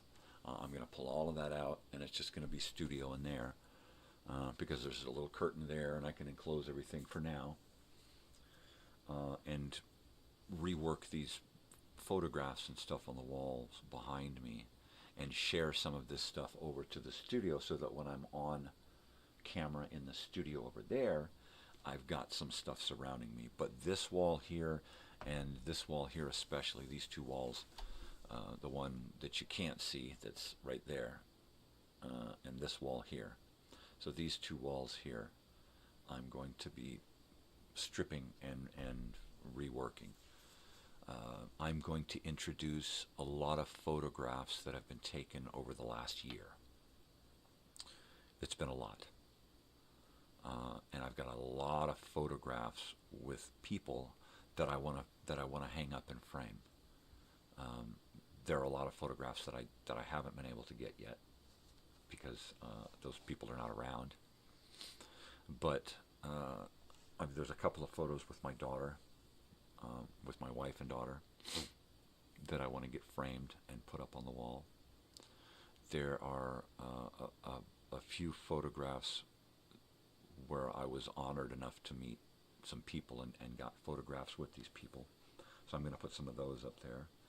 I'm talking celebrities and just acquaintances and friends, because I am really honored to have people like that in my life, friends and acquaintances and new friends like Joey and stuff. So I want to get pictures of us up on that wall as well, so that it kind of takes on a different feel in here. So now it's more about what we've done over the last year, more about the channel and the past, right? So, yeah, I mean, I may just rework this whole corner up in here and keep it in the past, and I may do another wall over here in the studio that is just a hodgepodge of photos of the last year. I don't know. The corkboard picture board there, that might move, and I might use that to do my bunch of photos from the last year of studio stuff. I don't know. I just don't know. I know my house is not big enough. I saw a cabinet on Marketplace yesterday that is much like the cabinet I have in here, only a little bit longer, right? But the same style wood and the tinted glass doors and shelves and cabinet doors and drawers and stuff. And I'm thinking, oh God, if only we had a big enough house, it would be perfect the opposite wall from this one, and have it on the opposite, and then the wall in between would just be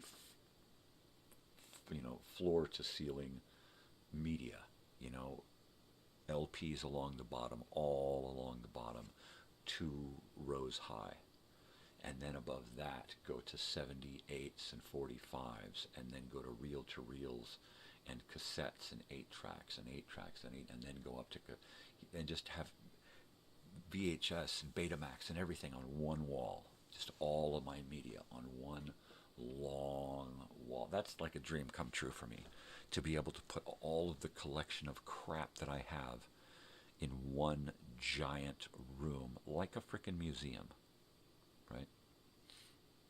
Like a frickin' museum. Because that's what I'm shooting for. I saw this also for $2,500. This guy had this cabinet, just a regular size curio cabinet with glass doors and shelves, right? And the entire thing was filled with vintage pharmaceutical stuff, I mean, really, really cool shelf, right? Everything there, old gauze, old aspirin, old snake oil remedies. I mean, all kinds of shit. Anything you could possibly think of was there, you know? Everything was there. Ironized yeast tablets. I mean, everything. Tiger balm.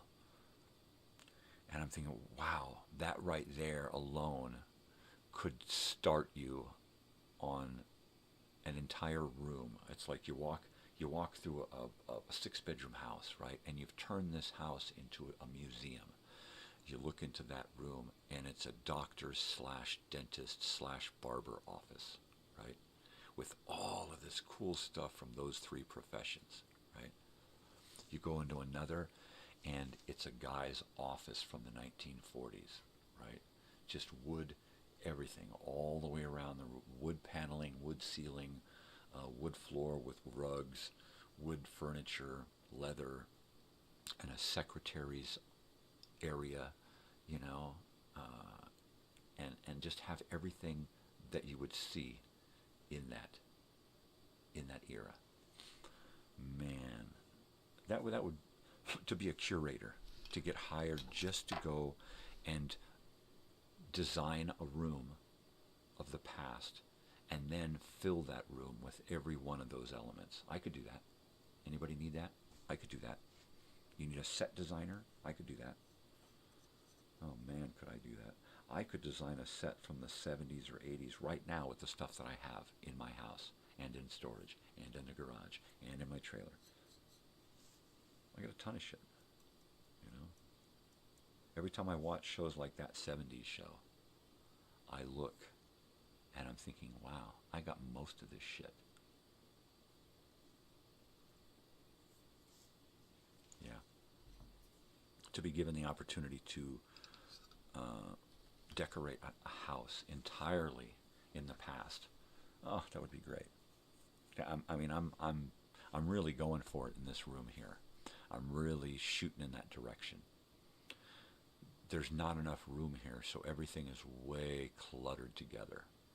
If I had a room 8 times this size, it would still not be big enough. But it would look nicer because I would be able to spread out and create a flow, you know. You'll kiss my grits. No, really. What you talk about?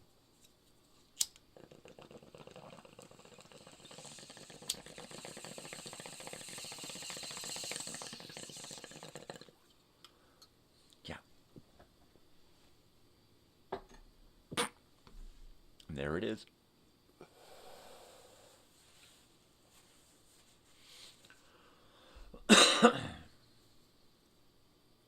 Yeah.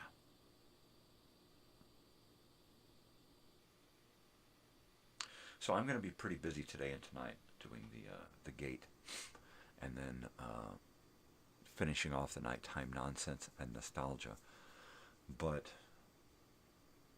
after that, there's no more nighttime nonsense and nostalgia, which frees up Friday. I'm still going to be creating a video time machine to air on Fridays and then on special holidays and stuff. But it won't be a live thing. I may air it live. And then it'll go into Premiere. But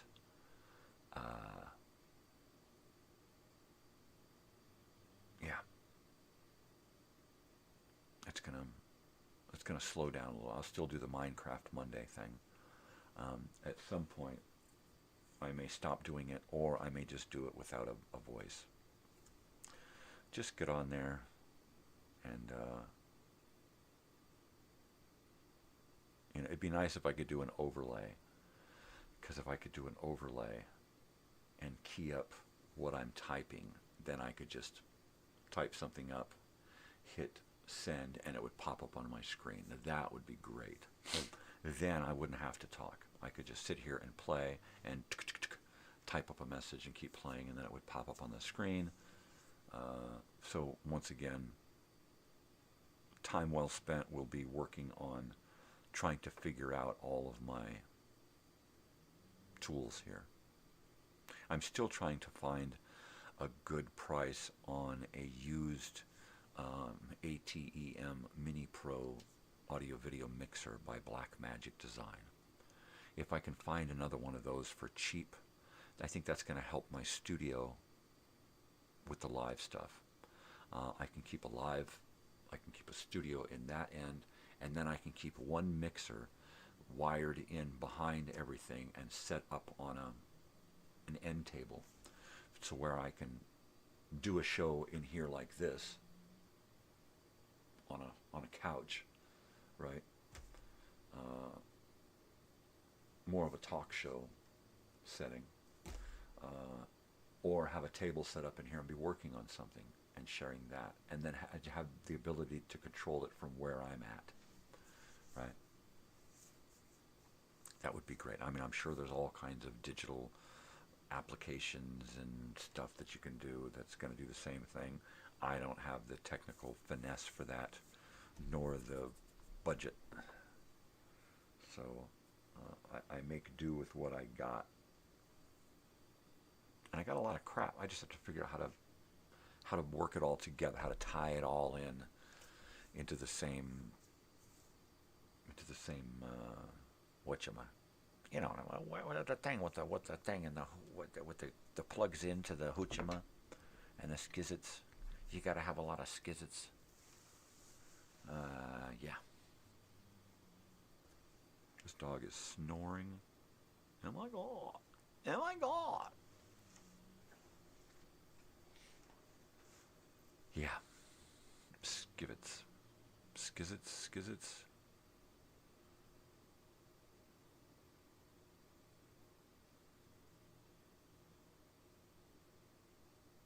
Yeah, so Halloween, man. Halloween is like one of those kid holidays that sticks with you. When you're an adult, you still want to dress up in costumes, and you still want to eat a bunch of candy. You know, I mean, that's why you do the stuff with your kids on Halloween, because you just can't get away from it, right? Totally. Does that sound better? But it's also one of those holidays that you just totally remember, right?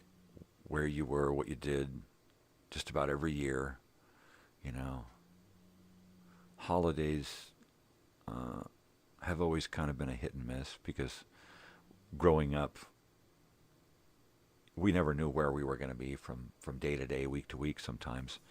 And, you know, how do you plan a holiday when you're in a motorhome or a van on the road all the time, you know?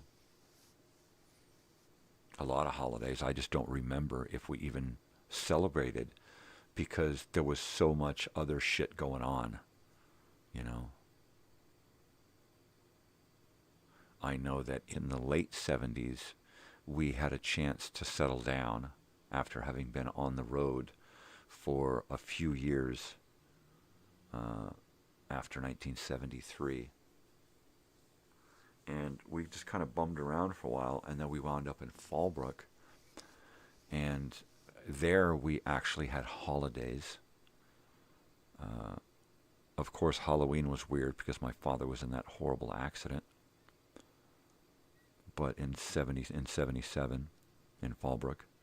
And then it was like, I don't remember any holidays in 79, 78.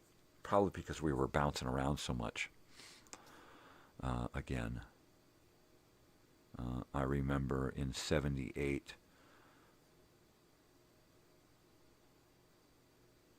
spending, after my father's accident, he got, some cash settlements and stuff. And I remember one day spending the entire day up in the Ortega Mountains in a campground alone with just my brother and sister, waiting for our parents to get back. And honestly, I didn't hold any hope that they were coming back, right? I thought we were done. I thought we were goners. I thought we were just getting dumped off, and they were going to take the money and run and go party and have fun and fuck the kids. Just like Hansel and Gretel, There's only enough bread for us. Get rid of the kids. And honestly, that's the way I felt. I was scared shitless that we had been abandoned up in the mountains. And that happened to several times where we were left places, whether alone or left with strangers. And I wondered, are they coming back? Are they going to come back and get us? Will they? I think I even voiced my opinion on that Ortega Mountain leaving where they'd left us. And they were just out to look for a vehicle, I believe. We were shopping for a vehicle after the accident and everything. And we had no place to live, so they were looking for an RV. But the most we could afford was a van. So they got the longest van they could. It was a Dodge Maxi van, and it was a 1976, and it was huge. It was only a year. It was only a couple of years old, and we got it at such a good price because the guy had bought it, and he drove it all the way to the East Coast, and all the way back, stopping and doing shit along the way. So he just racked up a bunch of miles on it. But he only bought it for that, and he was like, okay, I want to get rid of it now. And he gave us a really good deal on it. And it had a refrigerator and stereo and TV and all that stuff built into it, and a big bed in the back and chairs. And so it was really, really big and comfortable for all of us. And that was one of the best vehicles we ever owned. Big and long and white. Didn't have a big top on it, but it was long. And we were kids, so we didn't care that it was short. Not until we got older. But at some point, I remember that after we had been left there for that day, and I think they were going to get the money, is what they were doing. They were going to do a lawyer thing, and they didn't want kids around, or they just wanted to get rid of us for the day. I mean, who knows what they were doing while they dump us off in those places. They were capable of a whole lot of fun on their behalf. But I just remember it being a long and scary day. I remember from there I walked. That's right. I walked from there up through a trail to the upper parking lot that is a trailhead. And across the street from that, across the highway, the Ortega Highway, Highway 74, across the highway and down a little bit was the candy store, which I believe has been burned to the ground in the last fire. And there was a payphone there. And I only knew one phone number to my friend Charles in... I'm sorry, this was a later time that we were left in the Ortega Mountains, right? This was after we had moved out of Temecula, where we had been for 2.5, 3 years. And I only had one friend, and I only knew his phone number. And I had walked up from the same campground up to the candy store to call him out of the blue. I think I called him collect, just to say hi and I'm still alive. And because we had just run out in the middle of the night when we left Temecula, left a house full of shit and just run off. But in 1978, when we were left at this campground, we just sat there all day. We just roamed around the campground, going in circles, sitting on different benches, hanging out. I don't think we had any food or anything. They might have left us with a cooler of stuff, but I doubt it. I mean, usually it was, there's some water in those faucets there. We'll be back in a while. And they would come. They would come back and they would bring, like, cold McDonald's or, some kind of fast food or something that they'd picked up, 30 or 40 minutes ahead of picking us up. But we were always, just thankful that they fucking came back, or at least I was, because I never expected them to come back most of the time. I got to heat this coffee up. It was quite an experience growing up that way. So when people mention free-range child rearing, man, we were free-range kids, right? We were left to our own devices in this state, and our parents would be in that state, right? For the day or for the night or for a 36-hour period. We were just left, right? Me and my brother. It wasn't usually my sister. She was usually with them or with my mother or something, or with a friend. But my brother and I, they would literally, my father would leave us in like Parker, Arizona, and drive to Indio, California, and work on the radio there in the middle of the night, and then drive all the way to Hollywood and hook up with my mother and my sister, and then drive all the way back to Parker to get in bed and go to sleep, right? And so even when he was there, even when my parents were around, they weren't really there because they were always asleep. They were always just using themselves up so much while they were out that by the time they would get home, it would be like dinner in bed. And we'd have them for like an hour, right? And then it was, God forbid you make any noise in the fucking house to wake them up because, oh, the shit's going to hit the fan. Oh, man. We would just leave.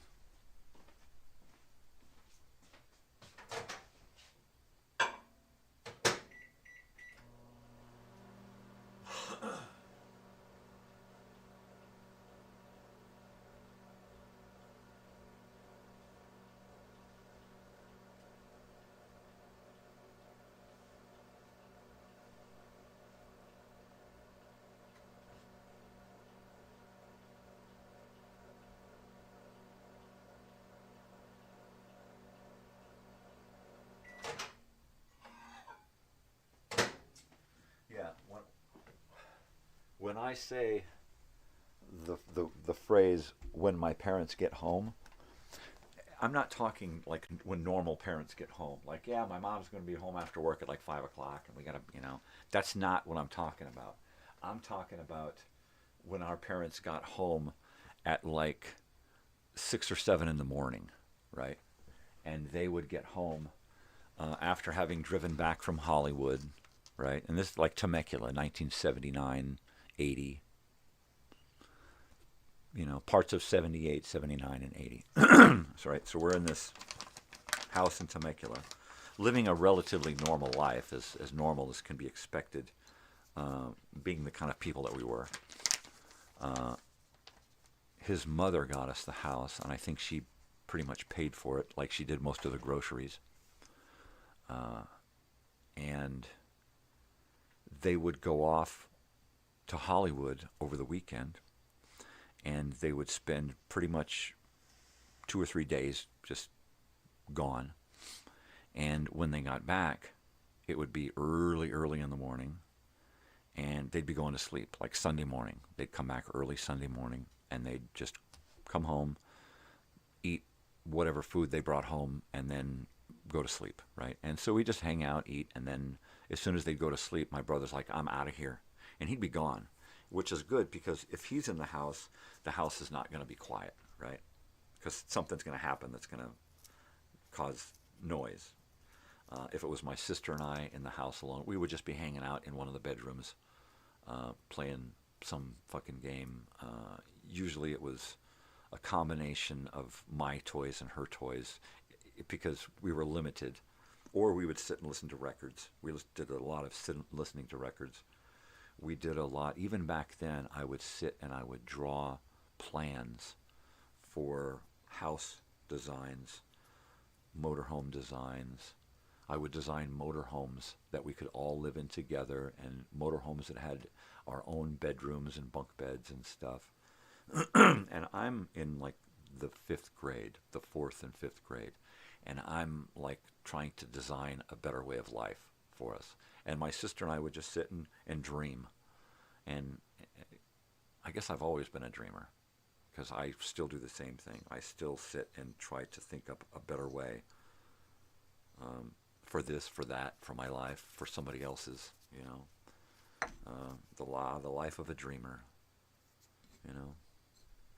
But I remember a lot of drawings of hoping for a better life, right? Because even in that home, that little 3-bedroom house that Grandma Opal rented for us, it wasn't big enough. There were 3 of us kids and 2 bedrooms between the 3 of us. Sometimes it would be my brother and I sharing a room when we first moved in, and then it quickly turned to he's older, he needs his own bedroom. So then he got his own bedroom, and I was soon bunking with my sister. And then I was like, all right. And then there were two bathrooms, a front bathroom that was for my parents, that the door opened up and aimed at the hallway where the front door was. And then to the right was my parents' room, and then the hall into the living room, right? So that was their bathroom. Our bathroom was a full-size bathroom, but then it was also a laundry room. So it was a bathroom and laundry room. So it had this extra nook for laundry machines, right? And that nook just happened to be big enough for a bed, right? And at one point, my sister moved into that nook, right? Or no, I moved into the nook. Or one of us moved in first and then the other, right? And it was like you could just lock the bathroom door and lock the back door, right? Because I think there was a side door there. And just close it off. And you had your own bathroom and bedroom right there, you know. And the only bummer was that you couldn't be in there a lot of the time because it was a bathroom. There was no laundry facilities in there. Of course not. But, you know, and we were just little kids, you know, I think I was in the 4th and 5th grade when we were doing this, and my sister was in the 2nd or 3rd grade or something. But parents didn't, you know, it's like they weren't even around when we would do this shit. And they'd come back and go, what the hell is this? Ah, geez, what are you guys doing? You can't, So we would get away with all kinds of shit, basically because they were clueless. They were gone most of the time. And then when they were around, they were like oblivious to what was going on this side of the house, right? Yeah. Free range child rearing. Fuck free range. We were running fucking wild. I mean, at that point, living in that neighborhood during that time period with no parents around, just coming into, you know, smoking marijuana and doing other drugs and partying and going out late and doing stuff. And my brother's doing all of this stuff, and I'm just tagging along. Just tagging along. And that's only if my sister is gone somewhere, which she's usually over at her friend's house, right? She's got like 2 or 3 friends that she's always over hanging out with. I'm going to stay the night at so-and-so's. I'm going to go to Angie's. I'm going to go to Camela's. I'm going to go over here. And then my brother, same thing, you know. I'm out with my friends tonight. So occasionally I go hang out with my brother and go follow him around to that craziness. And that was craziness. Or I would just be home alone. On occasion, my brother's friends would have a younger brother that I was familiar with, and we could hang out. But most of the time, I was a loner. You know, I was the tag-along brother, or I was alone. Right? I would hang out with my sister and her friends, or I would hang out with my brother and his friends.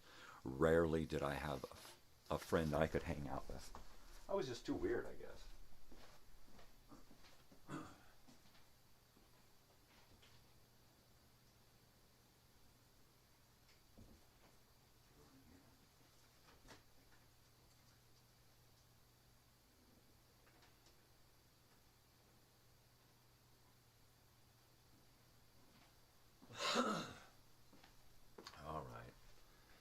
That's Oliver. I got to leave the door open for him so he can come back in and decide where he wants to go, get a drink of water and stuff. But he just went through our room to his doggy door. And if you're not familiar with my house, which you probably aren't, you walk through my bedroom door and all the way to the far wall. And on the far wall at dog level, there is a dog door with a hinge and a lock. And I opened it up, and they go out that. And that takes you into a small doghouse. That small doghouse has a doggy door on it, right? That doggy door lets them out onto a deck that has a rail on it. That deck goes around the doggy house, and then when it gets to the other side of the doggy house opposite the door flap, it goes down a ramp and underneath the doggy house to a lower deck. that lower deck has carpet on it and a big cushion so they can go outside and lay in the sun or in the shade and lounge, right? Sometimes they lay on the upper deck, which is kind of skinny because it's just a path. And most of the time they lay on that lower deck.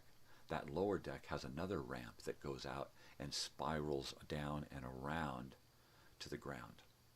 Below that lower deck, in the dirt, is underneath the whole tower is a dirt place where the big dog goes and digs holes and goes and buries herself into the earth. So that ramp is because we have Tootsie. She's an old dachshund wiener dog, Chiweenie. So I had to create a really nice, smooth, gradual ramp for her to come up. And so when I say the dog just went through my room and outside, that's what they're doing. They're going out into their doggy house, out around their deck, down onto the next deck, down the ramp and outside into the dirt, and then they're in the backyard. And so they're out there taking care of business, and then they just come running back up. And it's hilarious to listen to them because you can hear them hit that first ramp and run up, and then run up onto the upper deck, and then flop through that door, and then come jumping into the house. And at some point, I want to kind of try to make some little places in the backyard for them to run through and chase each other and go, because they love to play. So if I could make a ramp that goes up the wall fence and then has a bridge that goes into the tree, and then have a platform in the tree, and have all these things up in the tree, and then cover these things, surround them with lattice top and sides so they can go in and through and out and around, but they can't exit their little areas, right? Once they get up to a certain height, everything is covered in that plastic bendable lattice, right? And they can look through, they can see, they can pass each other, they can do all of this, but they can't push each other off and push each other out and jump out, chase a bird, you know. They can't escape their little cage in the tree. And so that's like my biggest desire of a project, is to create for them a tree house. So someday, we'll see. Yeah.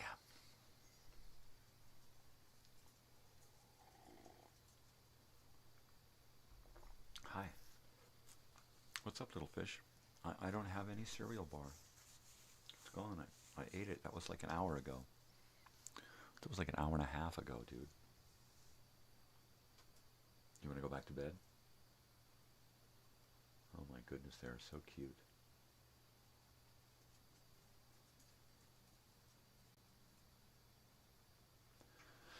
Yeah, you know, like I said, I try to let my dogs just be dogs. I try to only give them a few rules to follow. No shitting in the house. No fighting. Right? No chewing up stuff. You know, I can't think of anything else off the top of my head. But they've only got a few rules. I don't make them, my daughter will give them treats and make them dance and look pretty and stuff. But I don't do any stupid human tricks on dogs. I want dogs to be dogs. That's why I have dogs, because I enjoy dogs. I don't want little humanized creatures that every time you walk into the room they stiffen up and they start shaking because they're afraid they're going to, you know, get in trouble for some shit.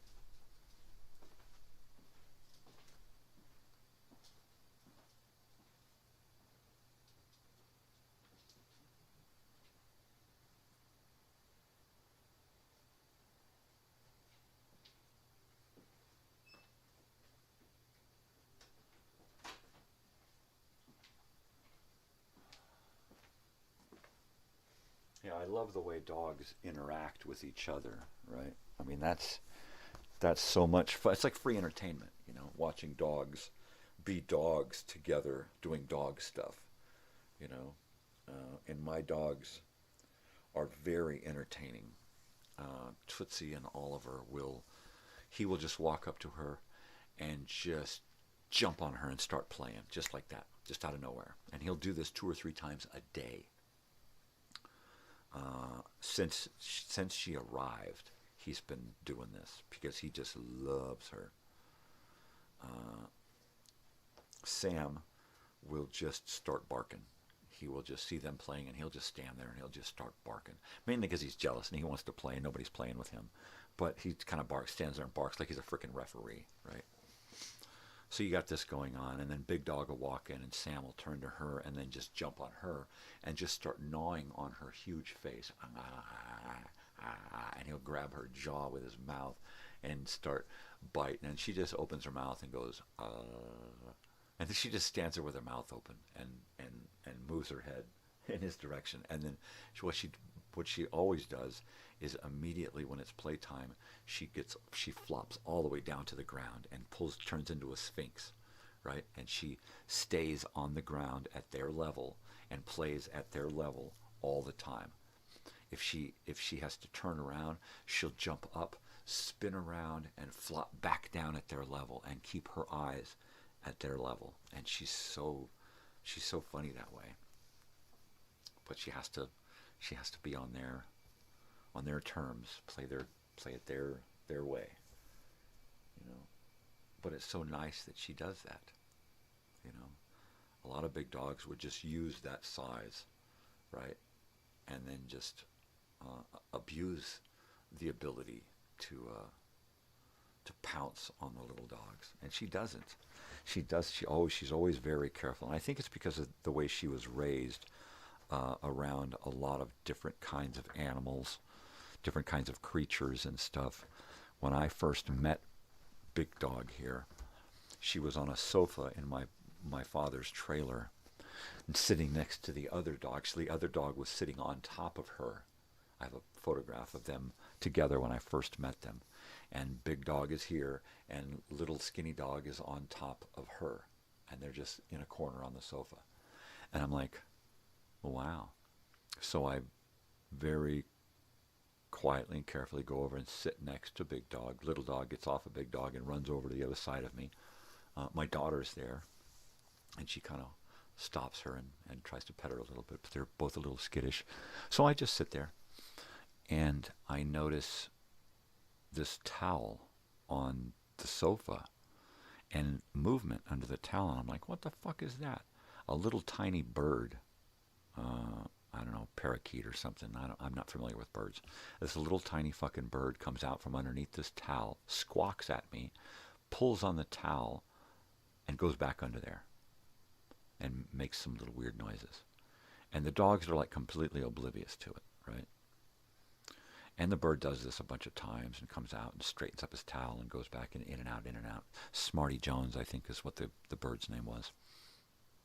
And my father was like this for like the last 2 decades of his life, was just animals everywhere.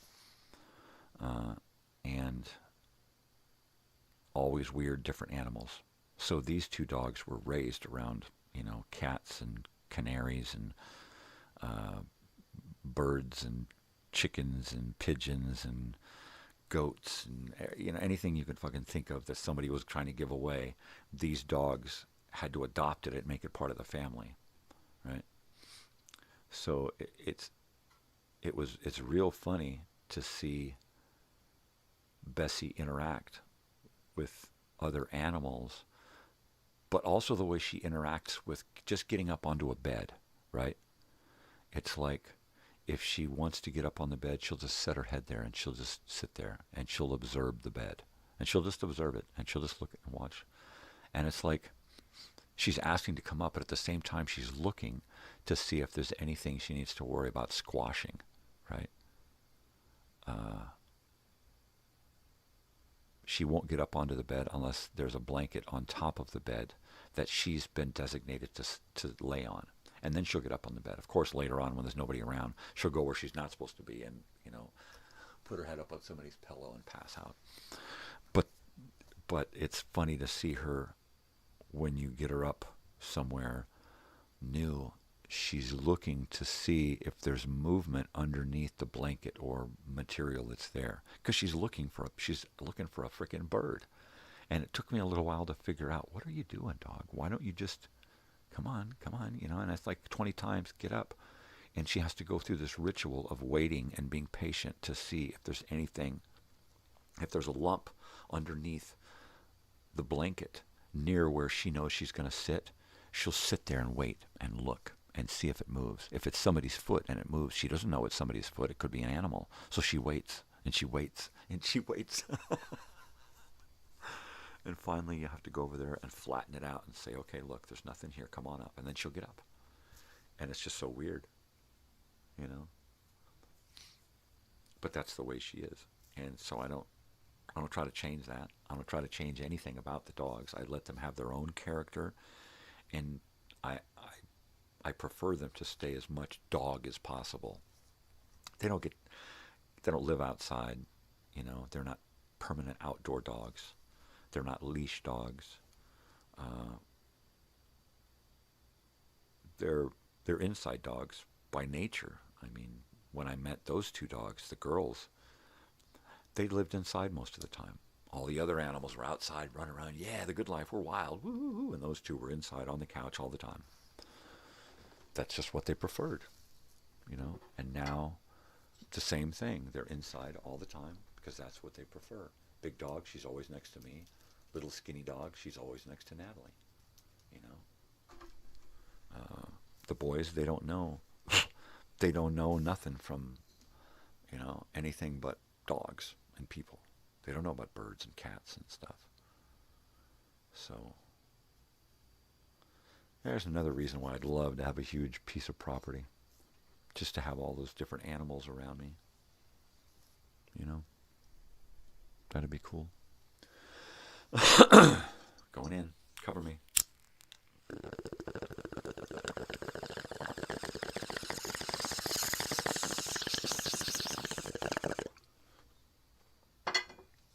Flashback Friday, man. I am flashing back today.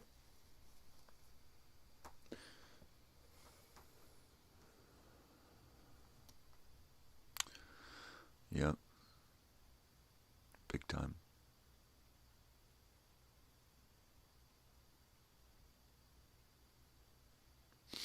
Yeah, you know what? I think I'm going to do that. I think I'm going to figure out a way to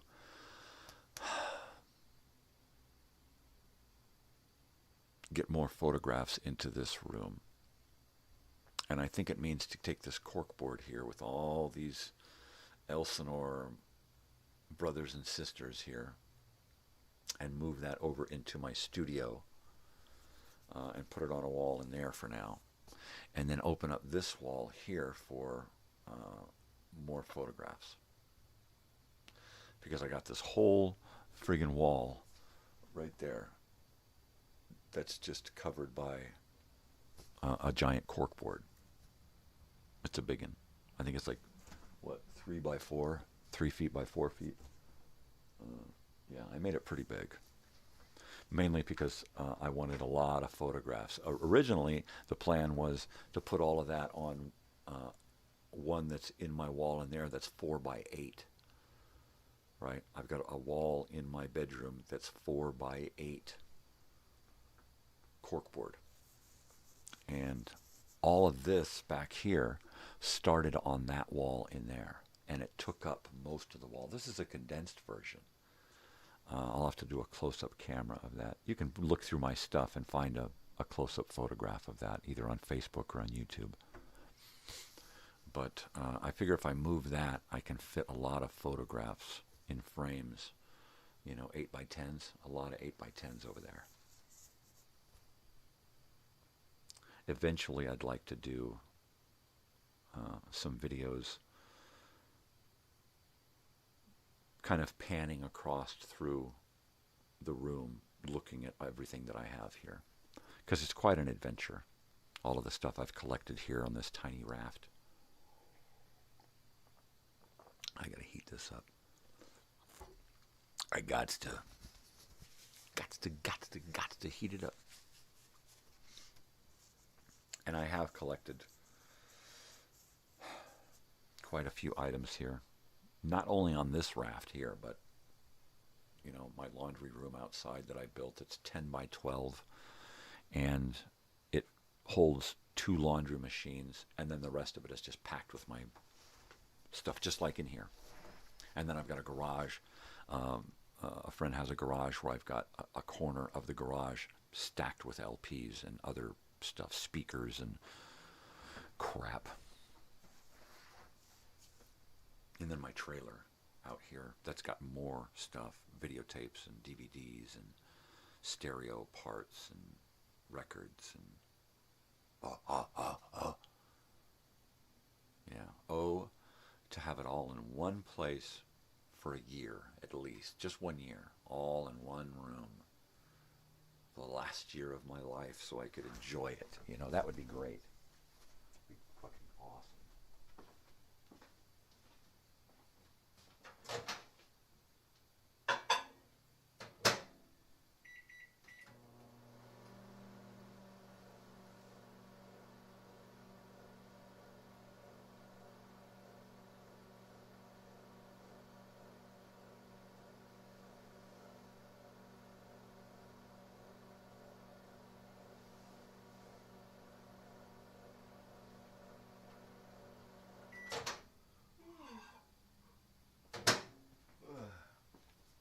Totally.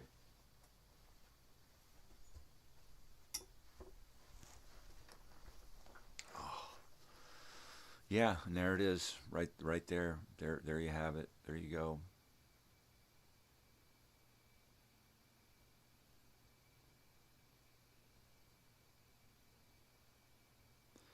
I mean, it's not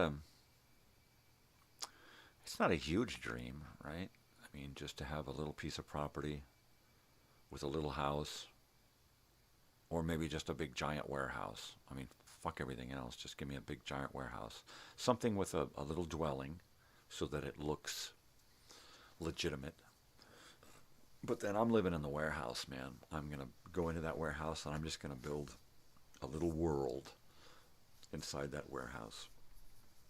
Give me a dirt floor warehouse, you know, 2-story high, with a sunlight ceiling, and you know, at least 5,000 square feet, preferably more.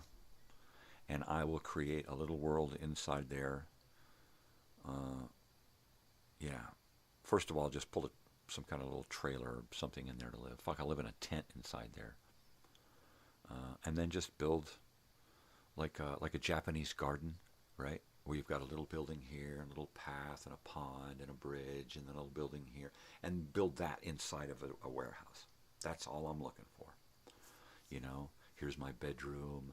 Here's a little path to a bathroom. Here's a nice little path from the bedroom over to the library, music room, studio, kitchen, living room, and then just have all these little things all kind of connected with paths and gardens and water and lights, and have all the interior, the outside, all inside of the building, against the wall, have so many plants and shrubs growing that you can't see the wall. But if you can see the wall, it's painted to look like the jungle just goes on forever. So no matter where you're standing in there, the only way you could know that you're in a building would be to look directly up into the skylight. That would be it.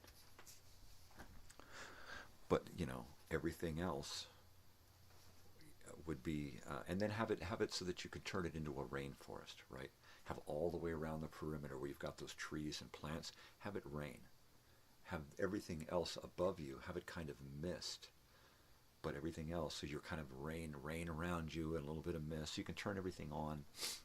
Everything comes on once a day to kind of keep this rainforest atmosphere thing going, right? Not just plants, but animals, insects, things that eat other things, right? Have each little building completely hermetically sealed so that you can go in, you know, and know that you're going to sleep in the middle of the night without one of these little creatures running across you, right? but at the same time know that when you walk out, you've got this world that you've created, and you know that lizard, and you know that fish, and you know that squirrel, and your pets know them too, and everybody kind of hangs out, you know. You can imagine Sam just sitting and watching a squirrel, and a squirrel just sitting and watching Sam all day long. I fucking dig that. So if I won the lottery, that's you know, the lottery. That's what it would be. It would be. I wouldn't do one of those millionaire mansions. I wouldn't do one of those, you know, I'm going to go and you know, buy a floor on a high rise somewhere. Nothing like that. You know, I'm looking at as many acres as I can afford in one spot in a nice place in the woods, and a big giant warehouse, preferably something that's already there, partially developed. And then just, you know, get a contractor over there. It's like, okay, I want this building within a week. Now, it's inside of another building, right? Essentially, it's just a movie set, right? But it's going to be built as a permanent. You know, it's actually the whole thing is going to be as like my studio. It would just, the whole warehouse would just be a studio.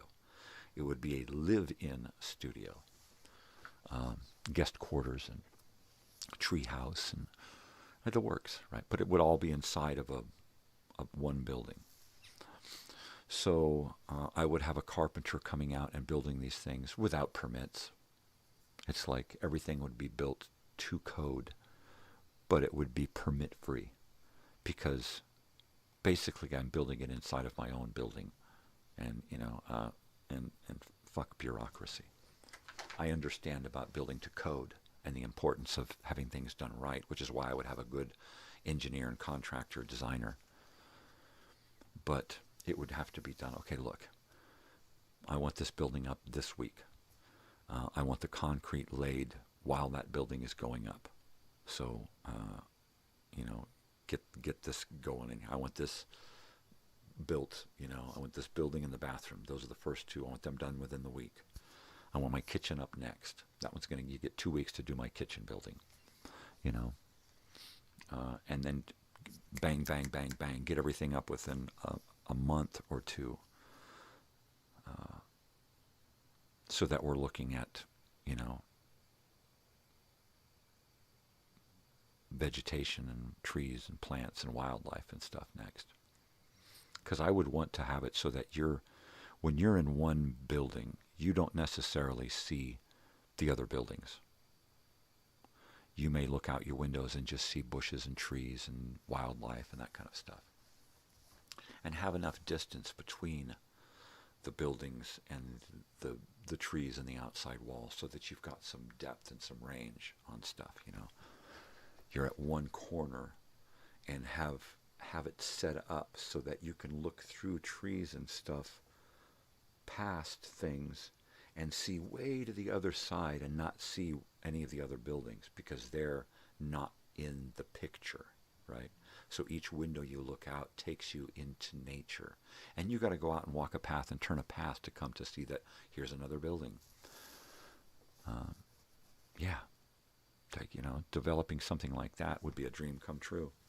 It goes right back to when I was in the 4th grade sitting with my sister designing, you know, motorhome layouts so that we could all be together all the time, you know, and have our own rooms and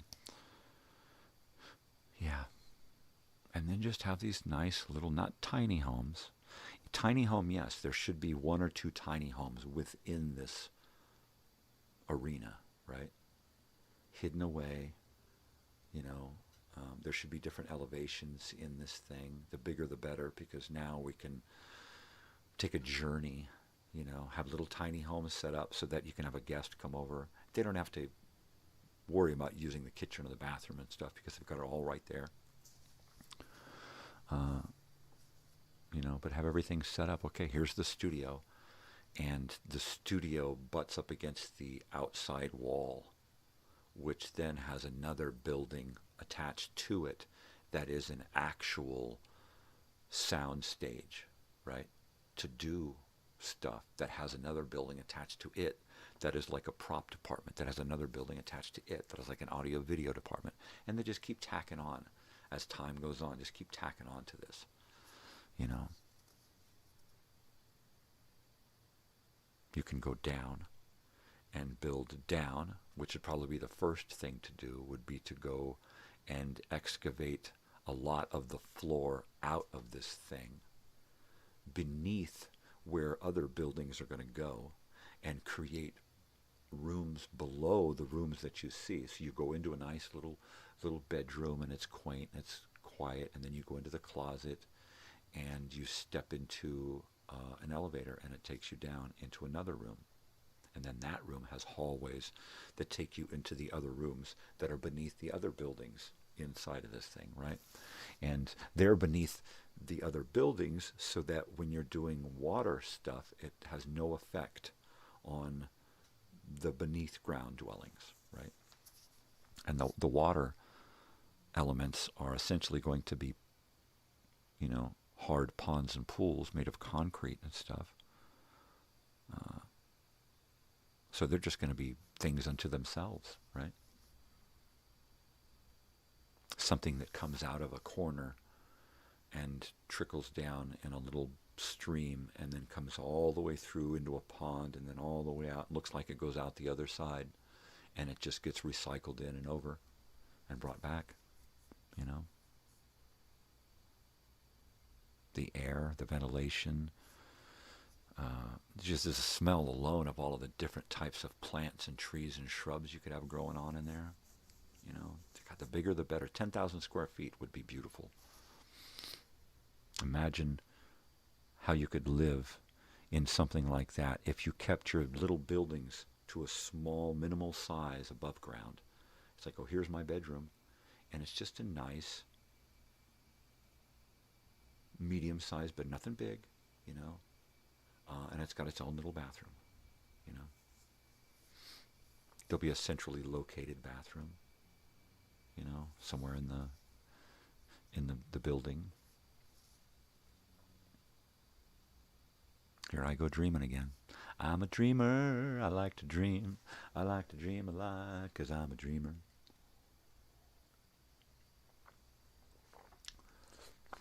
So anybody wins the lottery, let me know. You want to finance a little world, a little studio. But imagine having this set up like in the mountains of Colorado somewhere, and you've just got people that stop by and hang out and live for a week, 2 weeks, a month, 6 months, a year. It's like, man, I need to get away. I need to escape. Well, come on up, you know. You go through a jungle and you don't even realize that you're going out of this warehouse and into a greenhouse. And now it's like, wow, how come the light changed? How come things are, well, because it's a greenhouse. It's not part of this. It's part of that, you know. And have your own food growing, you know, like a biodome, right? Have everything that you need in a series of buildings attached to a giant hub building, right? Have a mountain nearby, or a hill, at least a hill nearby, so that you can eventually build your way to that hill and be in that hill and on that hill and incorporate that into the mix and just create a compound from the outside that just looks like a hodgepodge of buildings mushed together, right? And then eventually you could have someone come over and do rebar all the way around this thing, sculpted like they do at Disney World, and turn this whole thing into a giant rock, right? Once the structure, the buildings are complete, then put up pylons all the way around it and within it on the sides to hold up this rebar monstrosity that it's eventually going to get covered with concrete and be turned into a rock. Because you're always going through the forest and you're going along, and all of a sudden there'd be these big rocks kind of poking up out of the ground, and sometimes they lead to these giant, massive rocks that you just climb up on. and they're as big as freaking giant buildings, right?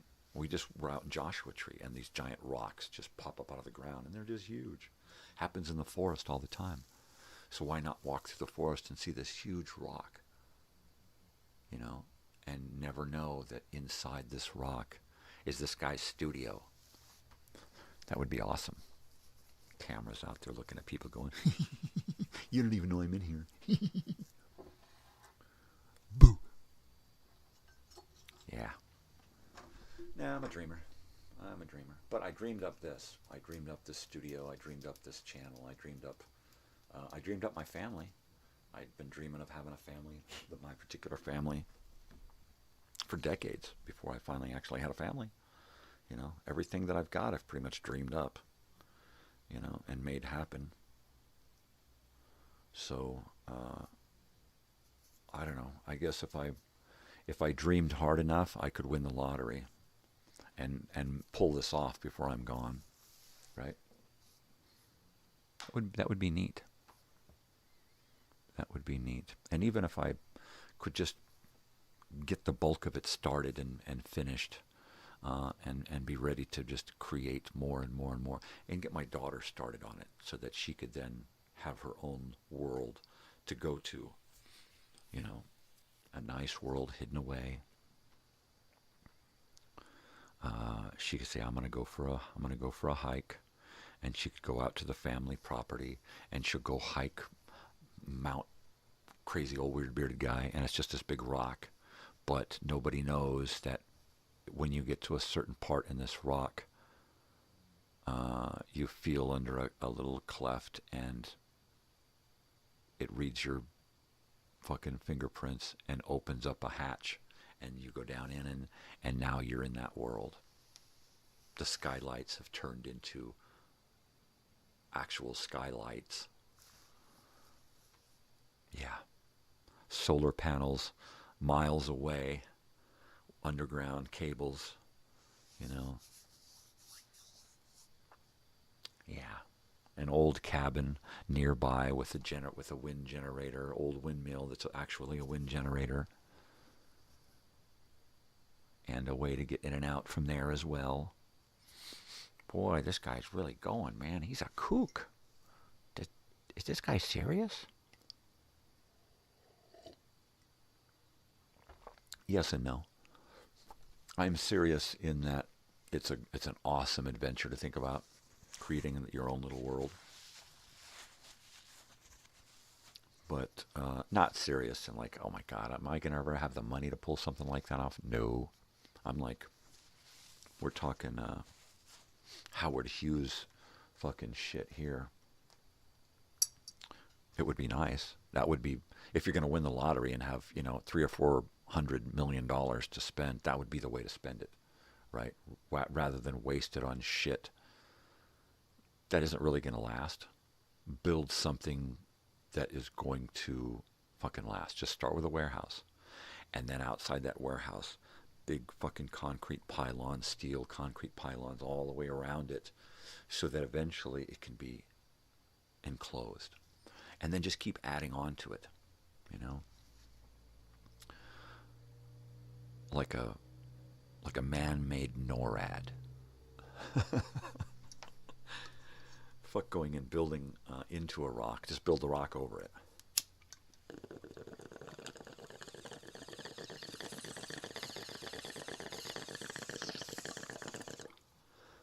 And of course, once you built your initial concrete structure over the top of it, you could just keep adding to the concrete thickness on the outside.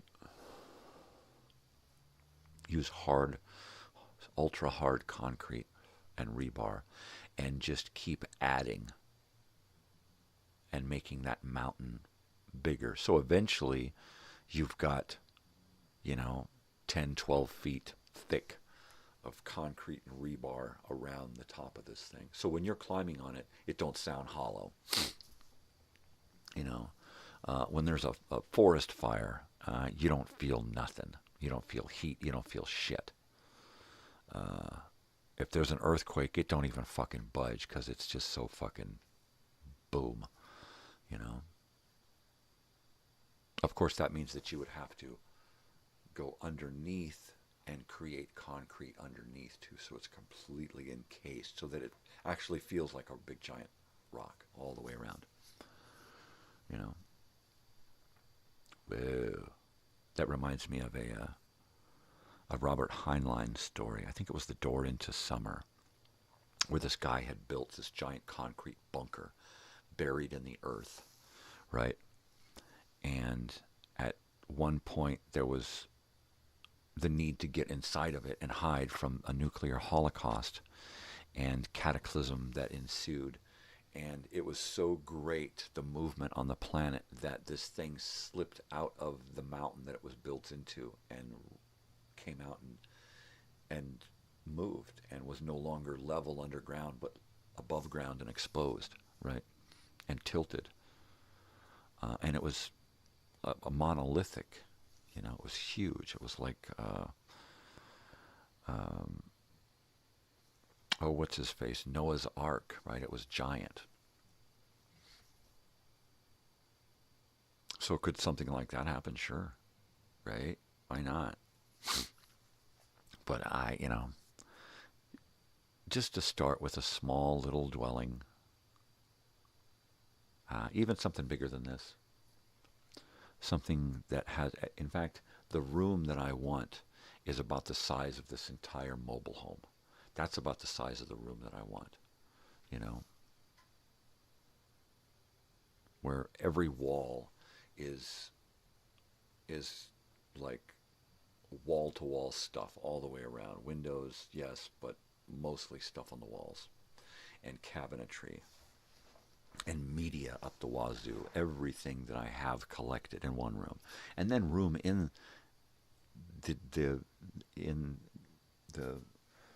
that room to have actual furniture too. I mean, I'd love to have some vintage furniture.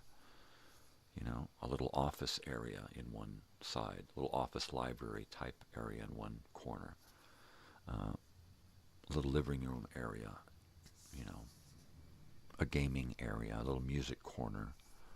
Yeah, that'd be neat. So that'd be a start. I could settle for that. You know, I'm never going to make it to that warehouse with, you know, a whole world inside of it. That's like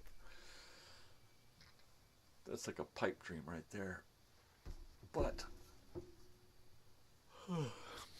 have a house with a room big enough to put all of my stuff in, that'd be neat. Even if it was just a bigger, giant living room. You know, a little tiny bedrooms, bathroom, kitchen, but a big, giant living room. I'd settle for that. At least I'd get all of my stuff in one room, pretty much. Poor me. Poor me. The guy can't play with all of his toys. Yeah, poor little guy. All I want to do is be able to play with all of my toys. That's it.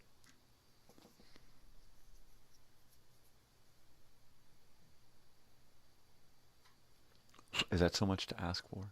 That a kid be able to play with his own toys? You know what? That's one of the things that I share with my daughter. That experience right there, not being able to play with your toys. Because we spent so much time living in a travel trailer during her early years, most of her toys would get packed up a lot. And we would have this influx of toys, birthday and Christmas and stuff, and then we would have to relocate. You know, granted, we kept in the same town so that she could stay in the same schools for her entire academic career, but we did have to move around the area a little bit to survive. So quite often her stuff would get packed up and then forgotten about, right? And the same thing would happen to me when I was young. We would have toys and things and personal belongings and stuff, and then we would have to pack them all up and put them away somewhere and then not see them anymore, right? They would just be gone. They would go into storage, and then parents would not pay for the storage, and then they would be sold off and our stuff would be gone. Or we would just leave a house and abandon everything in the house. You know, that happened a few times. Just leave a house filled with stuff. because we can only fit so much in the van, right? And that's how we're leaving. We're leaving town and we're taking the van and we're going. Well, what about everything else? It don't fit. I mean, I remember that we took off to go back east and left a house full of stuff. And it was like, all right, we're leaving town. And we left a house full of stuff. Little did we know my father's mother had been paying rent on the house. So when we got back to the house, we still had a house, right? And we stayed in the house a few more months before we finally left town for good. And I think by then we pretty much packed up most of the crap and put it into storage that eventually. And then I remember that at one point when we left that house, my father bought a school bus, a 25-foot school bus, 1965 Ford. Really nice bus, ran great, was in great condition, had all of the seats. It was a small mountain community in Oregon, so it had low mileage and low usage. It only went like a mile a day for like its life. And we bought it in like 1980, 81.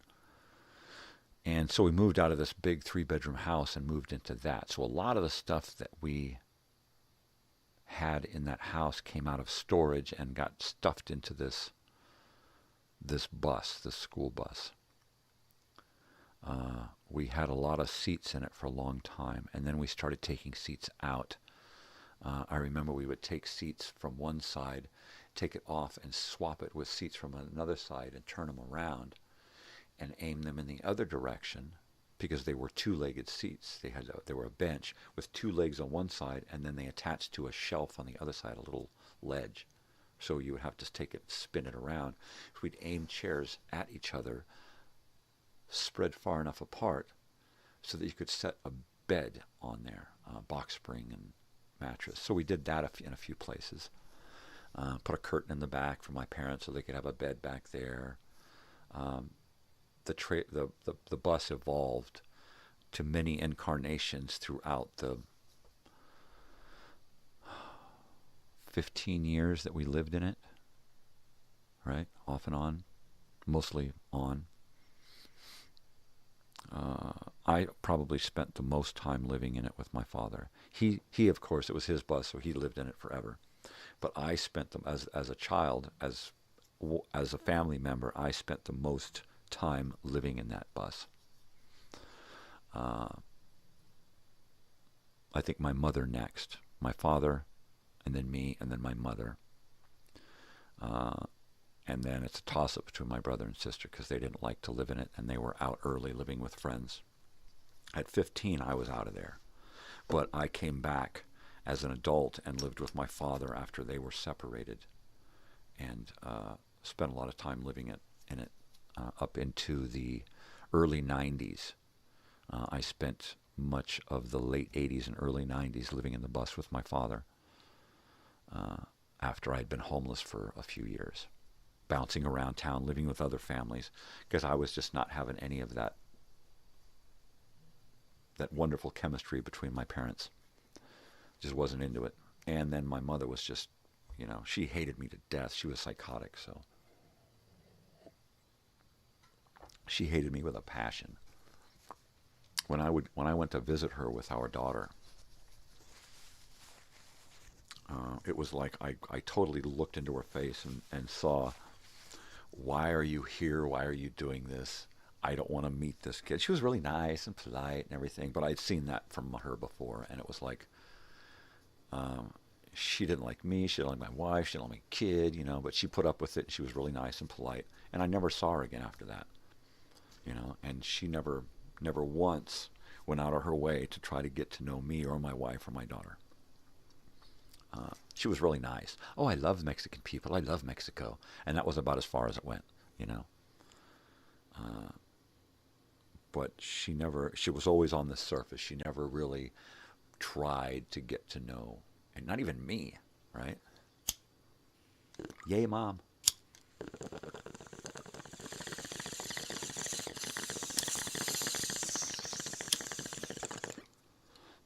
father and I got to know each other pretty good on the surface. But pretty good. You know, he still knew nothing about who I was or what I was about. I probably knew more about him than he knew about me, and that wasn't much. That wasn't saying much. Even though we lived together a lot. It's really sad. You know, the things we share in common are TV shows and movies and food and pot, and it's just bullshit, you know. A lot of our similarities are inherited environmentally, right? Not genetically, but environmentally. We shared a lot of the same time together in the same place, you know, and learned to like the same things. That's pretty much it, you know, like cellmates. And that's probably pretty much describes it. The last few years that my father and I lived together, in my early 20s and his early 40s, it felt like cellmates. It really did. He was the cellmate that went out pretty much every day and got to go work in the yard, and I was the cellmate that worked at home and that worked in the laundry, right? And that was it. And we'd get together in the cell every night, and we'd sit there and watch TV and eat our prison food. I mean, that's the way it felt growing up, or those last few years with my father, before I finally just couldn't take it anymore, you know. It's like it became so obvious that he did not want anybody around, and he didn't want family around, you know. Not even his own flesh and blood. I'm not talking about me. I'm talking about like my brother and sister, his flesh and blood, because I'm still up in the air on that. I'm going to have to do some DNA testing to figure this out. But because nobody will come clean and just tell me what they know. So, yeah.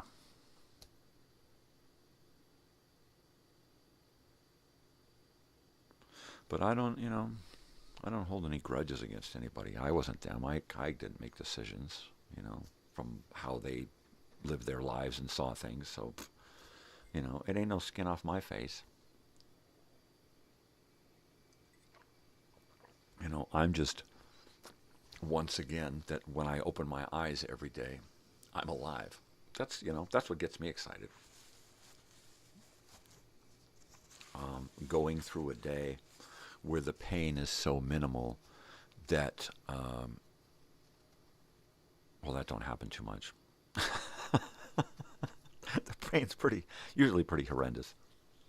But I've learned to live with it, you know. I mean, after years and years, almost a decade of neck and back pain, that's just miserable. I mean, it was so bad the first couple of years. I wasn't used to it. And it was excruciating. It controlled my every waking fucking thought until I switched back to smoking marijuana full time and started going back to school. Then everything changed. But to get through a whole day with minimal pain is it's few and far between, really. But on occasion, I do have those days where it ain't so bad. You know, most days aren't so bad. I'm just used to the pain. You know, I just suck it up, take a bong hit, and find a different position for my body to be in that doesn't hurt as much. Whether it's back and neck pain or arthritis pain or some other kind of pain. And I've got a whole list. But I hate to go into them because it, you know, I hate to be all about, I got this wrong and I got that wrong. And it's like, yeah, you know what I got is I got old. That's what I got. And it's like, you know what? That's fine. At least I'm still getting older. You know, I'm happy about that. I don't like to dwell on age. It's hard most time to remember how fucking old I am because I just don't dwell on it. I don't celebrate birthdays. I don't wish other people happy birthday most of the time because it feels contrived. Mostly because nobody celebrates my birthday, so I don't go out of my way to celebrate anybody else's birthday. So if I do wish you a happy birthday, I feel like, you know what, they don't even know me. I don't even know them. And it's like, you know, even people I've known for decades, how many times have we actually, since the 80s, even known when our birthdays were, you know? You ask anybody on my friends list what day my birthday is, and nobody's going to be able to know except for my brother, because we share the same birthday. If we didn't share the same birthday and my birthday was some kind of weird date out in the middle of the year somewhere, he wouldn't remember. I don't remember my mother's birthday. I don't remember my father's birthday. I remember my sister's birthday and my brother's birthday because we're all so very similar. I share my brother's birthday. My sister was supposed to share our birthday, but she was 10 days early. So her birthday's 10 days before ours, right? There's a few of my friends who I remember their birthday because they're right in around our birthdays, my brother and sister's birthdays. So other than that, I don't remember shit. Birthdays are not a big thing to me. You know, getting older. Ooh, let's celebrate tacking another year on, another year of survival. Because that's what it is. It's survival. You don't live on this planet. You survive on this planet. And if you're lucky, you survive, right? The ultra lucky actually thrive on this planet, right? And I can't play the game. I can't figure out what it is, what that game is that allows people to thrive. If I could figure it out, would I play that game? I don't know. I don't know, you know, is it a game? Is it just a state of mind? Is it just a way of being? I don't know. How do people go from just being a kid in high school to all of a sudden having all of this glamorous lifestyle? Just, you know, was it fate? Was it destiny? Was it happenstance? I don't know. Did one day they just have this epiphany and thought, well, I'm going to do this and that's going to make everything, and then it just happens that way? I don't know. All I did through most of my life was try to avoid depression. And I was none too good at that. Depression destroyed my body and mind, my teeth. I mean, it just pretty much destroyed. If it hadn't been for meeting my wife back 25, 26 years ago, I probably would not have lasted half that long. Really. I'd have probably checked out pretty close to back then when I first met her, because I was doing everything in my ability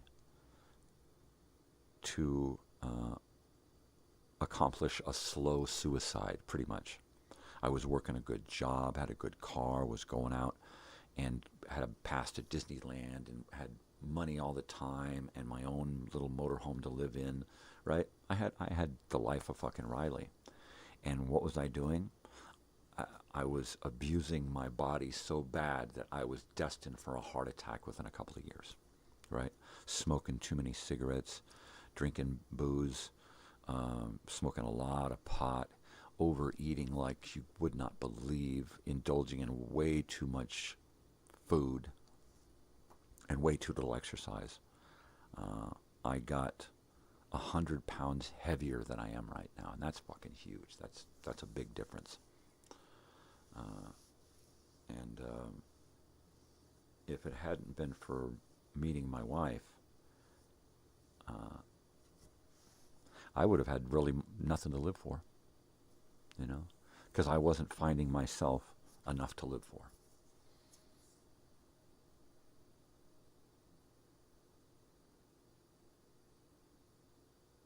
And it's still,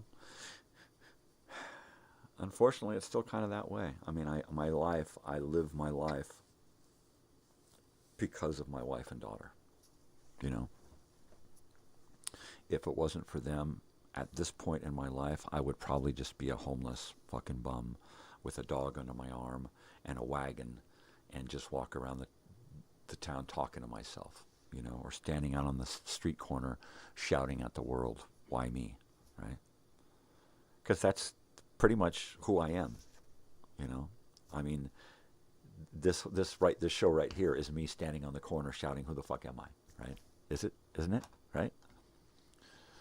So, yeah. I mean, I guess it just depends on your budget. If I was homeless, would I be doing this YouTube on one of those government phones, and screaming at the world that way? I don't know, possibly. The show wouldn't be for my wife and daughter if I didn't have one. It would just be for, other crazy kooks like me, I guess. This show right here is so that at some point later down the road, they can come along and say, "Oh, look, there he is. Oh, listen to him talk. Gosh, I remember when he would talk like that. Gee, he never said that before. Did he say that before? Were we listening? I don't know. He's always talking. I don't know. When you're always talking, you just assume that nobody's listening. True that. But, I spent most of my life growing up before I was 20. Nobody listened to me, and unless I was that other person. When I was that other person, everybody listened to me. But when I was just me, this meek individual, nobody wanted to listen to me. I had to act.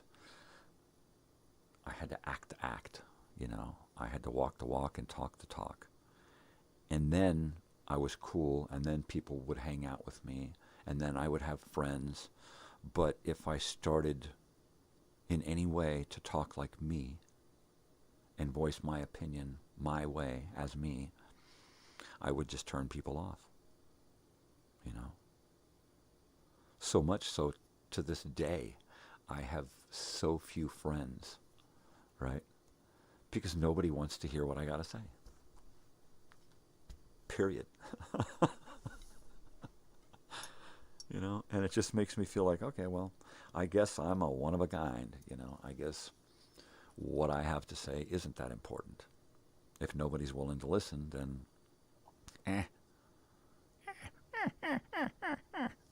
what are you going to do? Fuck it.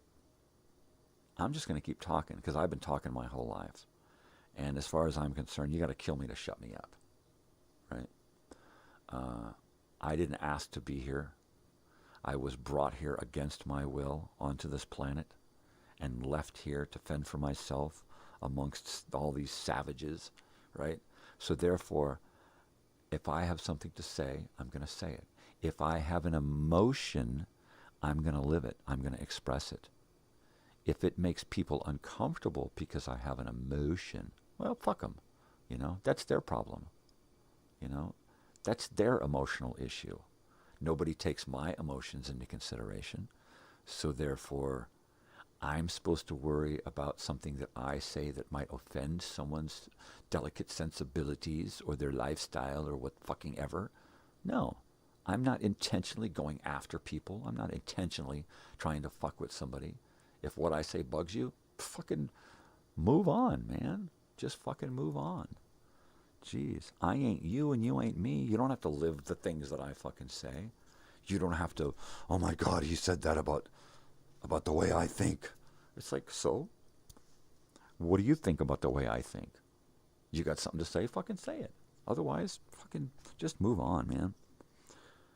Just move on. Why are people so fucking self-important, so self-righteous that, how dare you, me, how dare you, me. How dare you? Well, fuck. It can't be me. No, it has to be me, not you and me.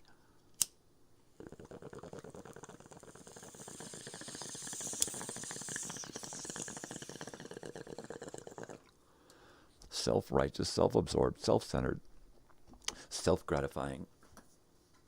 It's all about me, the me generation.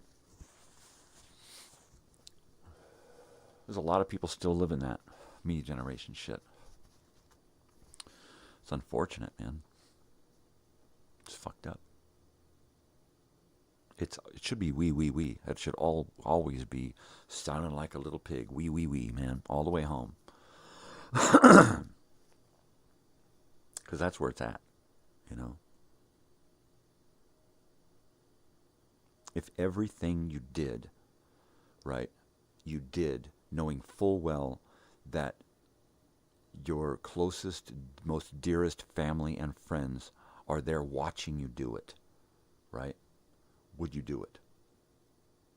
Ask yourself that every time you do something important, something that you have to put some thought into, or something that normal people would just do because, you know, they were programmed by their parents to fuck up in that way. No. Ask yourself, would my child be okay with me doing this? You know, looking around to see if there's anybody watching. That's not a good sign of whether or not you should be doing that. You know? Yeah, don't fucking do it. If you have to look around to see if somebody's watching, don't fucking do it. Right? First of all, there's cameras everywhere. What are you, stupid? And second of all, you want that mark on your soul for something stupid? Like that lady who runs up with her baby in tow to grab all the candy out of a bowl trick-or-treating and run back, grab them. The baby's saying, Mommy, no, what about the other kids? Fuck them. You know, that's what you teach your kid, right? Yeah, I don't know. So, you know, those marks on your soul, would you do that if your wife or kid was watching, right? Your ancestors are watching everything that you do, right? How does that affect them? How does it affect you? How does it affect your children's future, knowing that, you know, you paid for their current situation by being a fuck-up, right? Don't do that, you know. Positivity begets positivity. Be positive, think positive, do positive. Positive things will come to you. You know, it may not come to you like a wave of people throwing money at you, but things will get better. Things will go up. You have to exude positivity in order for it to come to you. You know, you go out there, you're a negative person, fucking up, doing bad things. Well, it's just going to stay fucked up and bad, you know. Do good. There you go. Easy. Problem solved. You know, figure out the better way to do something. Stop. Look at the fork in the road.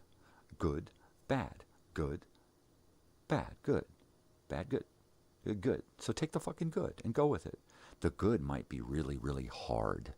All right? The bad, probably really, really easy and quick. Go with the good. You're going to learn more out of it.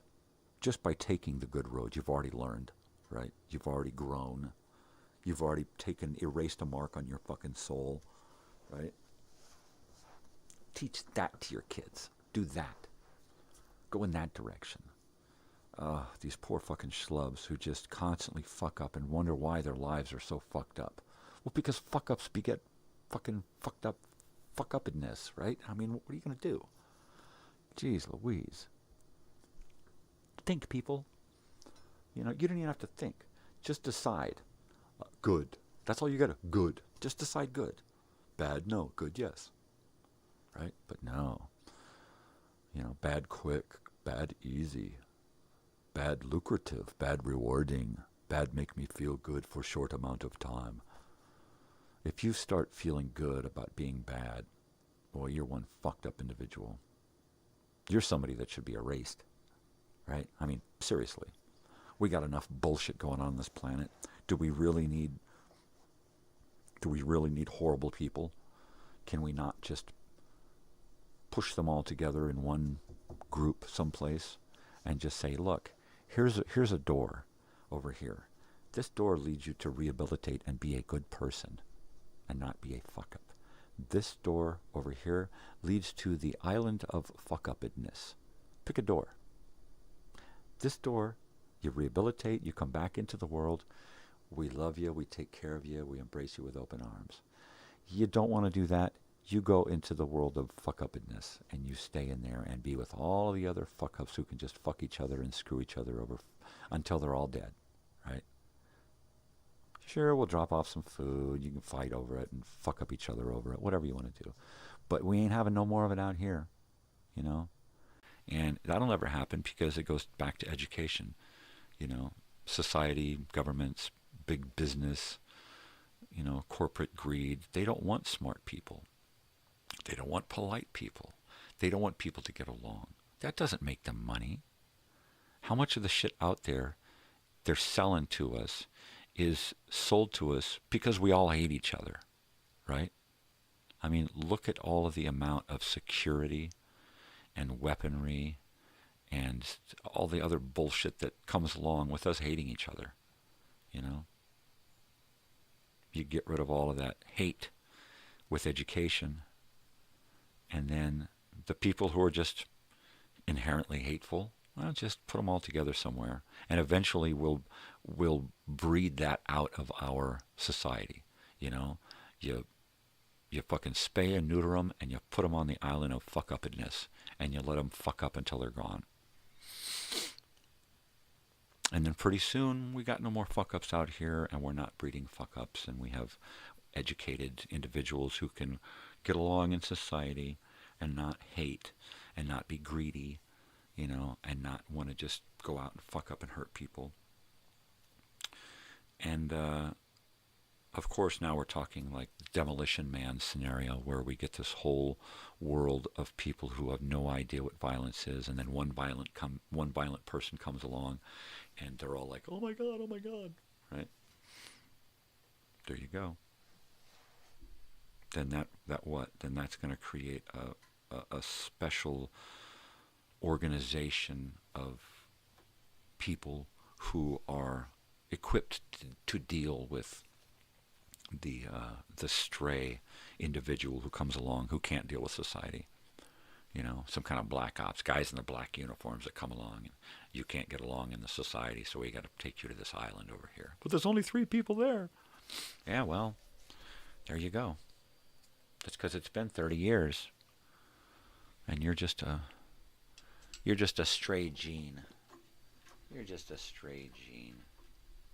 Can I pick the good door? Can you? That's the question. We're going to find out, huh? Can you pick the good door? And if you can, will you follow through? Will you change? I don't really have any hopes that humanity's going to survive past this century. I really don't. The bulk of humanity, I think, is going to be auctioned off as fucking food for another fucking alien race, actually. I think we're just here as kind of a farm, a slave farm, where we're bulking up to be thinned out. And at the same time, we're here to collect gold, because I think gold is one of those things that's hard to find out there. Good food and gold. And the human race is an abundance of protein. It's a lot of good food here. What do you think happens to all of those missing people that go missing every year? And they're just gone. They're just fucking... They were out one night, they went to the store, and they never came back, and they were never seen and heard from. Food.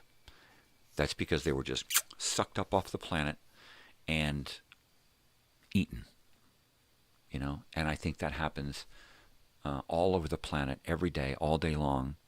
People are being sucked off of this planet and eaten by the advanced army, the advanced recon battalion that's here on planet Earth or above planet Earth, right? Waiting for the return. And they're just here, you know, like on the cattle ranches, those guys who go along and they take a plug sample out of a cow's ass, right? And they take that meat and they roast it over a barbecue and smell it and eat it, right? Right there in front of the fucking cow. Hey, check this out. Ugh, I'm going to eat a piece of you right now, right? And they do that on farms, on ranches. So that's essentially what those advanced guys are doing out there in and around the planet, on the planet, watching us, waiting, right? They're just taking plugs. Every once in a while, they take a core of humanity and they roast us on a spit and they taste us and they check us out and see if we're ready. And we're almost almost ready. I think that by the time the bulk of that race gets here to collect, there's going to be enough of us here to quench their appetites and leave just enough here to carry on some crazy, kooky religion that explains it all. And they're going to wipe out a lot of technology, and we'll be wiped back down to the Dark Ages, and we'll just be kind of starting over again, right? With a handful of humans on the planet spread out just like before, just like it's happened over and over and over again.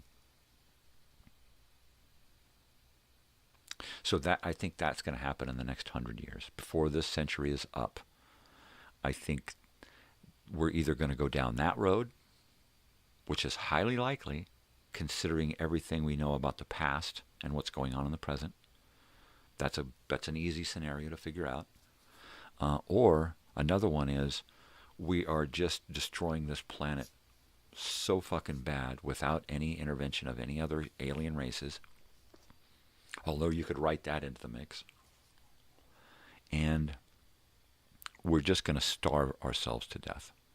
There's going to be upwards of, 8 or 9 billion people on this planet, and not enough fresh water, and not enough natural resources, not enough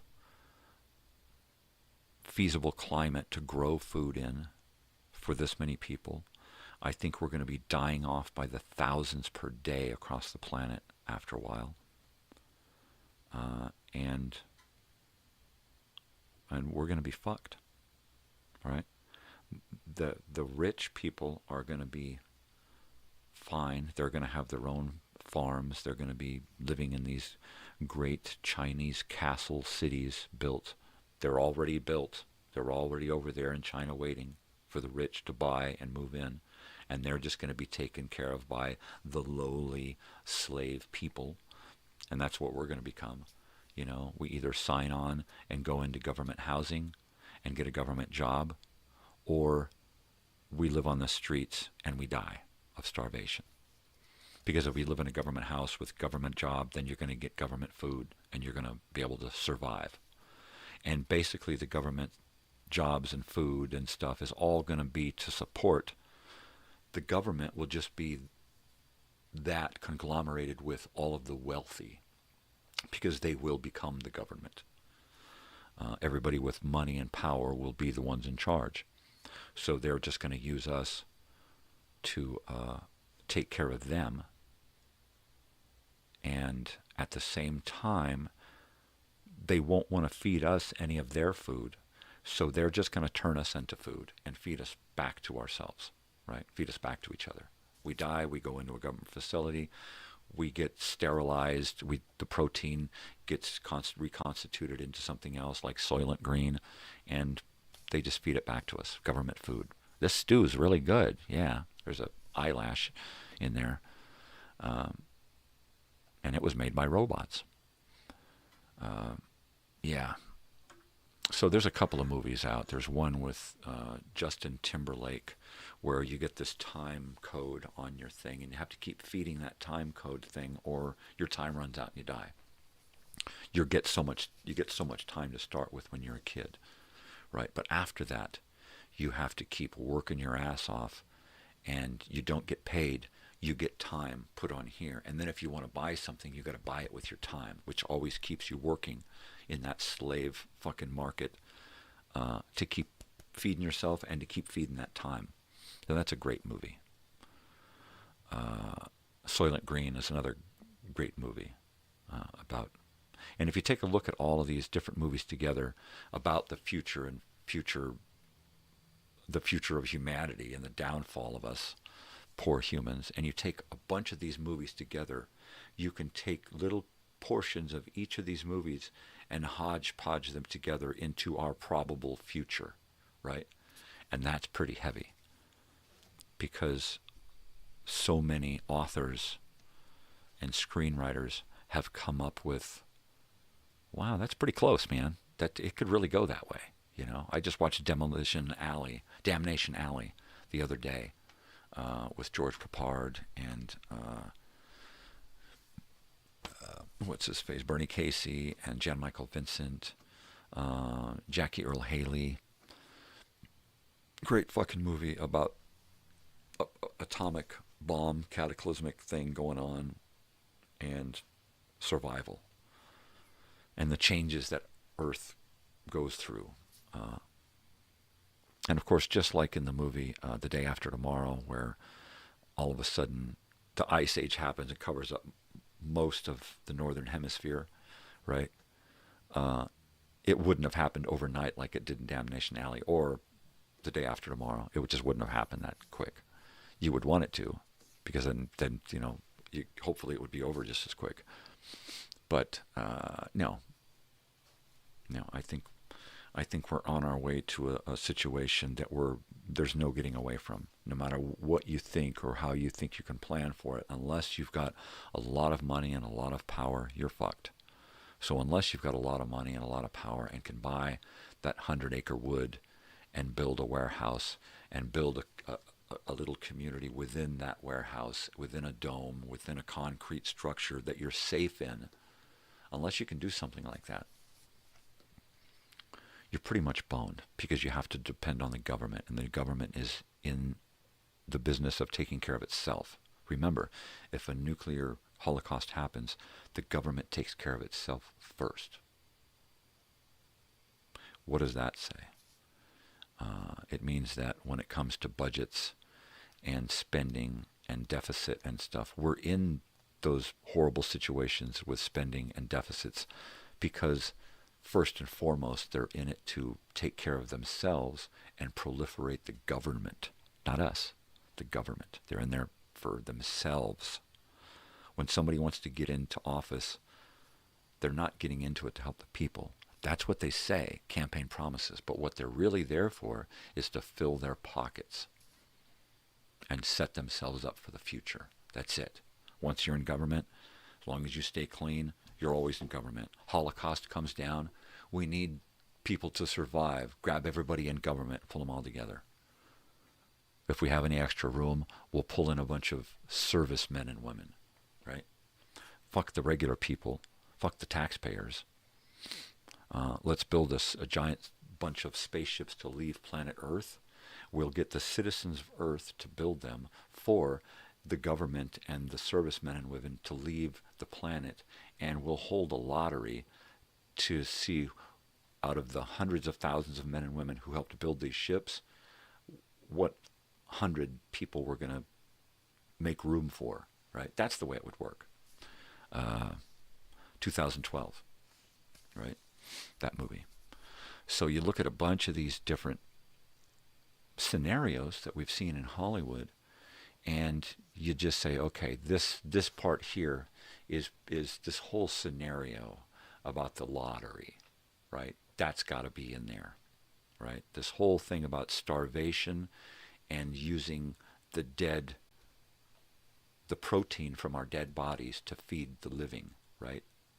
Soylent Green, the sixth something or other, where they go through time and they're the different people, the same actors, different people in through different times, where at the end they have a slave race whose only purpose is to take care of the consumer. And that slave race, every day the slave race recycles, right? They have like a couple of year cycle where they work and then they get exalted higher into a place where they think they're going to go to heaven and become a consumer, and they don't. They get butchered, they get slaughtered, they get turned into protein and fed back to those slaves, right? That's a total, that should go right into the mix. That's probable, right? Every step of the way, you can see a lot of these horrible things you see in movies, right? The idea of zombies, right? Well, we've already got zombies walking the planet right now. They're smartphone zombies, they're pharmaceutical zombies, they're consumer zombies, right? Where they just have to buy everything, right? We've got so much going on right now that is just leading us down the primrose path.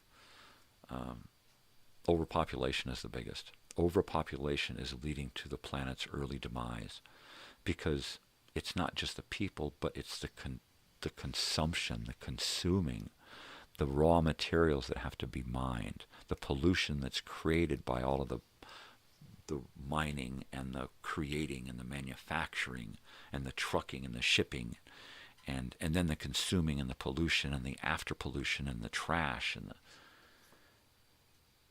there's just too many people and too much shit going on. It needs to be dropped down to a minimum, or at least it needs to be halted, right? If we stopped having babies for 5 years, that would balance things out. Because those that want to have babies after 5 years would start having babies again, but they would only have 2 at a time. You know, 1 couple, 2 babies, balance.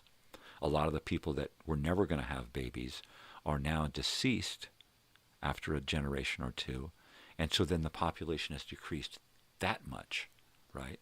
Not to mention all the people that have just died naturally or through accidents, right?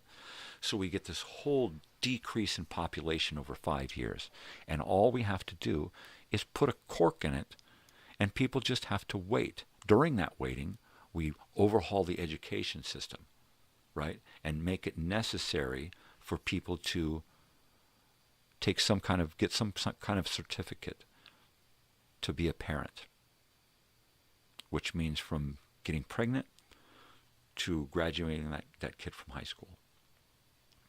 Everything in between, and then after, you learn everything along the way, but to give you the help that you need so that when you go into it, you're not just I'm going to do what my parents did, that kind of thing, because that never works.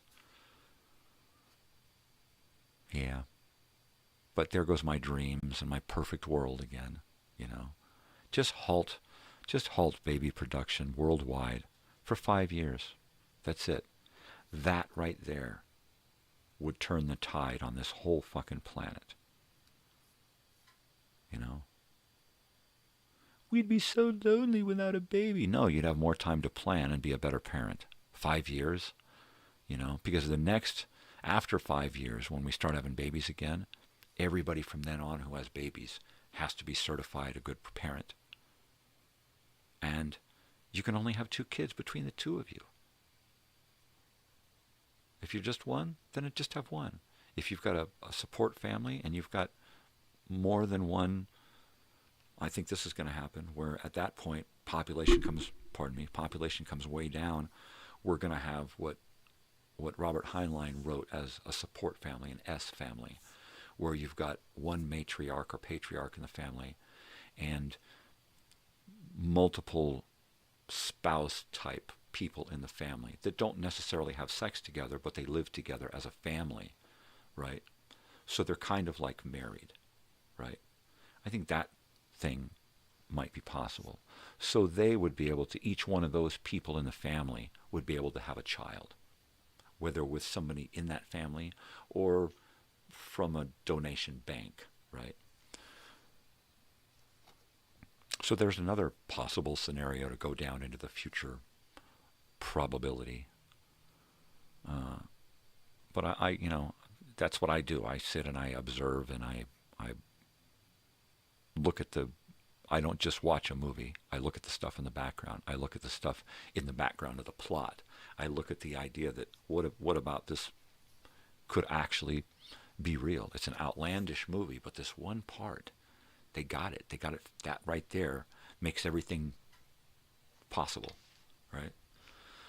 So yeah, I guess it's about time to clock out, right? I've got some things to do this morning. I got to get my act together and get out of the house pretty quick today. I think I got to be out of here no later than 10 in order to get my stuff done and get back here and have a nap before my last nighttime nonsense and nostalgia. But if that doesn't happen, it's postponed. What are you going to do? I'm not going to do anything about it. It is what it is, baby. This channel happens organically. It's going to happen the way it's going to happen, right? I'm not going to force it. Like last night's show, the Halloween show, I put it all together and it's like, okay, It's going to happen the way it's going to happen. And it came out perfectly. Had I planned it, everything a step of the way, it would have been fucked up. I would have screwed it up somehow.